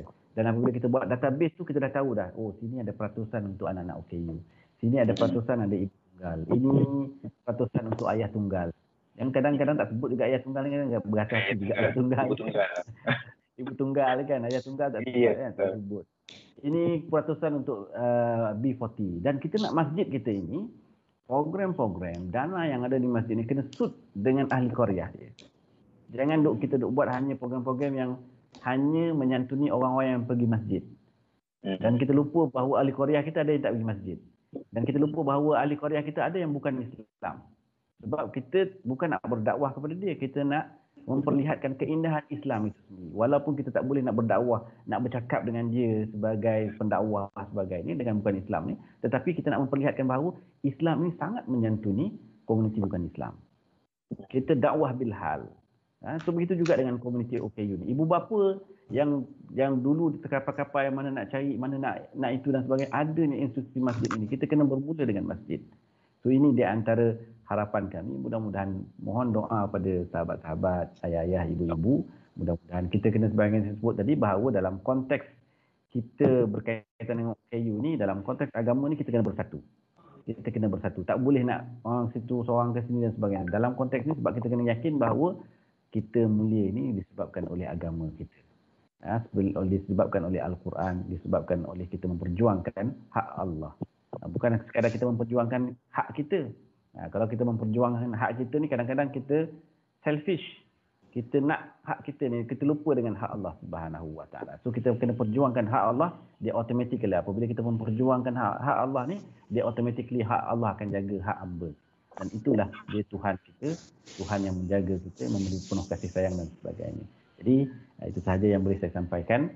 Terima kasih sekali lagi kepada pihak penganjur yang saya terhutang budi dengan AM ni di antara jalan-jalan kami untuk dibukakan untuk mengenali anak-anak istimewa ini melalui persatuan ini. Mudah-mudahan insya-Allah kita ni generasi yang awalin. Awal-awal kan. Sekarang ni generasi saya pun dah tak terikut dah Facebook dengan Autism Malaysia. Dulu kita pun sama je, tapi kita tak terikut dah. Ramai sangat dia punya apa ni keahlian dia. Kita tu apabila berkaitan dengan agama kita kena bersatu. Kalau nak buat aktiviti tak ada masalah. Buatlah aktiviti. Saya kata tadi buatlah EIP, buatlah occupational therapy, buatlah speech therapy, tapi jangan tinggalkan Quran. Wallahu a'lam. Terima kasih Ustaz Khairi atas perkongsian maklumat tadi tentang pelan tindakan bagi diberikan kerajaan untuk polisi saya rasa supaya perjalanan di Al-Taufi lebih mudah. Okay. Itu saya sebut di awal-awal tadi kepada para penonton, dua tetamu kita ini sebenarnya insan yang hebat yang saya sangat kagumi, yang merentas jalan tebas semua pokok-pokok rumput-rumput kat depan supaya orang semua boleh jalan. So saya ucapkan terima kasih banyak, syabas. Okay, so akhir sekali saya rasa sebelum kita tamat pesanan kita nak masuk bulan Ramadan ni, so pesanan daripada Tuan Haji saya dulu, maybe kalau ada mesti ada pesanan. Bukan kalau mesti. InsyaAllah. Untuk kali terakhir. Ya. Satu ingatan untuk diri saya dan untuk kawan-kawan semua. Insan ni hadir dalam hidup kita ni bukan kita kena pergi repair dia, bukan kita kena fix dia. Bukan maksudnya saya kata kalau sakit tu jangan pergi berubat, tak. Ini kalau apa, laqad khalaqnal insana fi ahsani taqwim, dah sebebek kejadian dah. Orang buta tu dia bukan sakit mata, orang pekak tu dia bukan sakit telinga. Kita kena tahu tu. Kan, dan dia orang ni Down syndrome, kita nak pergi fix dia, kita akan menjumpa jalan-jalan kebuntuan dan kita akan meroyan bersama keluarga kita. So we need to educate them. Kita nak educate them, we need ilmu. Nak ilmu, kita kena berjemaah. Dan ini ada platform kita bukan kesorangan, kita ada sahabat-sahabat yang sefikrah. Kan? So macam Ustaz kata tadi, boleh buat semua IEP ke, nak buat apa, program makanan ke, segala-gala macam. Kan? Tapi jangan tinggal yang ni. Kita cari-cari fardu yang ilmu fardu kifayah, ilmu fardu ain kita tinggal sangat-sangat asin. Dan akhir sekali, kita gunakan mereka. Doa dia orang tak dijawab. Kalau betul doa dia tak dijawab, minta dia doakan kita. Selain daripada mak dia doakan dia doakan kita dan adik-beradik lain dan orang keliling yang lain. Dan pas cakap kat dia orang, doa tu bukan arahan untuk Allah jadikan apa yang dia nak. Doa tu adalah permintaan, mohon, rayu agar Allah bagi mempermudahkan ujian kita. Wabillahi taufiq wassalam. Terima kasih AM. Terima kasih Tuan Haji Zani. Last daripada Ustaz Haji pesanan untuk malam ni.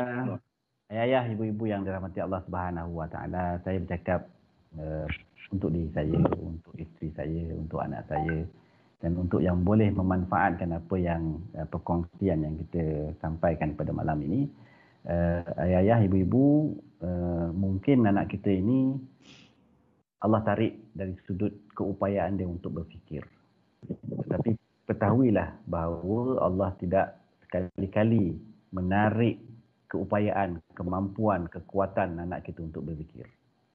So jangan kita lihat dia tak boleh buat itu, buat ini, kita lupa sebagaimana Haji Zain sebut, yang fardu kifayah kita buat, tapi fardu ain kita lupa.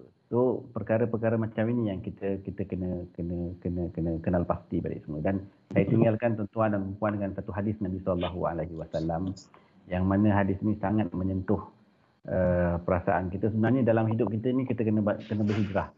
Berhijrah ini dia bukan perlu kepada berhijrah terlalu besar sangat. Berhijrah ini kita mulakan berhijrah dengan benda yang kecil-kecil yang boleh kita buat. Kalau dulu kita tak ajar anak kita Quran, mungkin kita mulakan dengan mendengar dulu Al-Quran. Dan hijrah itu yang paling penting dia, berhijrah itu bermula daripada diri sendiri. Dan satu hadis Nabi SAW yang perlu kita ambil istifadah. Nabi SAW sebenarnya dalam Islam ni, kita sebut Islam ni sangat lengkap. Ciri santunan Rasulullah SAW dalam hadis Nabi SAW ini sangat banyak. Cuma tu sebab kita punya kurikulum di sekolah kita, sekolah tipikal kita pun, dalam bab fiqah, kita tak banyak membahaskan fiqah bab-bab berkaitan macam mana kita nak mengajar OKU ni solat. Macam mana mengajar, ataupun kita dalam kategori bab sakit, orang sakit macam mana solat dan sebagainya. Puasa dia macam mana. Jadi itu sebab macam Haji Zani kata, kita tak boleh marah ustaz dan ustazah. Sebab kami ni, saya ni ustaz dan ustazah ni, kami ni masa kat sekolah tu kami tak ada classmate OKU. Kami tak ada classmate OKU. Jadi kami tak terdedah kepada dunia OKU tu. Sebab OKU tak ada sekolah agama. OKU tak ada sekolah agama. Yang mungkin kita jumpa pun penglihatan, pendengaran langsung tak jumpa di sekolah. Kan? Jadi Nabi SAW sebut, dan ini saya minta kita sama-sama pegang. Nabi kata, Abghuni ad-du'afa.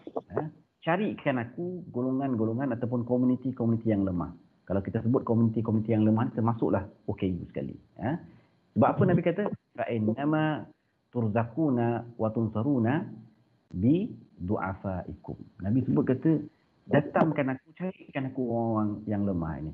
Carikan orang miskin ke fakir dan sebagainya, nak OKU dan sebagainya. Sebab apa? Nabi kata, kerana mereka inilah kita ini direzekikan oleh Allah Subhanahu Wa Taala. Kerana mereka inilah kita dibantu oleh Allah Subhanahu Wa Taala, dapat nusrah, bantuan daripada Allah Subhanahu Wa Taala. Kita ingat bahawa Nabi SAW menyebut adanya kategori-kategori du'afa, kategori kalau kita sebut dalam konteks kita ni OKU dalam rumah kita ini, itulah rahmat Allah Subhanahu Wa Taala akan turun dari sudut rezekinya ataupun dari sudut bantuan-bantuan daripada Allah Subhanahu Wa Taala. So kat dibesarkan cari bantuan-bantuan Allah Subhanahu Wa Taala melalui anak kita. Melalui anak kita itu dengan cara doanya. Jangan lupa ajar dia berdoa seperti Haji Zain sebut tadi. Ajar dia doa, at least doa untuk kita ni. Mak ayah dia ni. Kita kata anak dia ni ahli syurga. Tapi kita tak memanfaatkan dia sebagai ahli syurga di rumah kita ni. Minta dia doa. Faris kalau Faris pun kita dah buat dah skrip doa dia. Doa-doa setiap hari itu memang itu. Sekarang ni saya dah relax dah. Yang berdoa dia, walaupun bunyi dia doa tu taklah macam, tapi kita faham. Ini satu doa dia apa, dua doa dia apa, tiga doa dia apa. Mak ayah kena ada, atuk nenek kena ada, mak saudara, pak saudara apa semua dia akan sebut. So yang ini yang kita kena bagi tahu ke anak kita, mereka ini adalah senjata kita, dan inilah yang kita nak bawa berjumpa dengan Allah Subhanahu Wa Taala tatkala apabila Allah Subhanahu Wa Taala angkat kita bertemu dengan mereka. Wallahu taala. Terima kasih sekali lagi kepada yang mendengar dan pihak penganjur. Wa bihadza. Assalamualaikum warahmatullahi wabarakatuh. Okey, baik. Dengan itu sekian saja sesi sembang online Autism Malaysia malam ini. Terima kasih kepada para penonton yang mengikuti siaran kita malam ini. Bajet 1 jam setengah, tapi bila campur dengan teknikal tadi dah jadi 2 jam lebih lah. Saya mohon maaf kepada para tetamu atas masalah teknikal tadi sebab one man show everything. Tapi alhamdulillah Tuhan Allah beri apa tu kata orang tu sesi ini diteruskan malam ini juga. Saya harap para penonton mendapat manfaatnya. Kita juga mendapat manfaat daripada itu. Dan pada para penonton yang tak dapat dengar penuh, maybe selepas ni kita akan upload rakaman di YouTube dan boleh dengar di sana nanti. Dan jika ingin menginfakkan untuk Persatuan Autism Malaysia, sila berhubung dengan saya sendiri ataupun Pondok OKU juga saya rasa mengalu-alukan infak dan sedekah dan sebagainya bantuan. Jadi sama juga dengan Yayasan Fakir. Jadi akhir kata wabillahi taufiq wal hidayah. Assalamualaikum warahmatullahi wabarakatuh.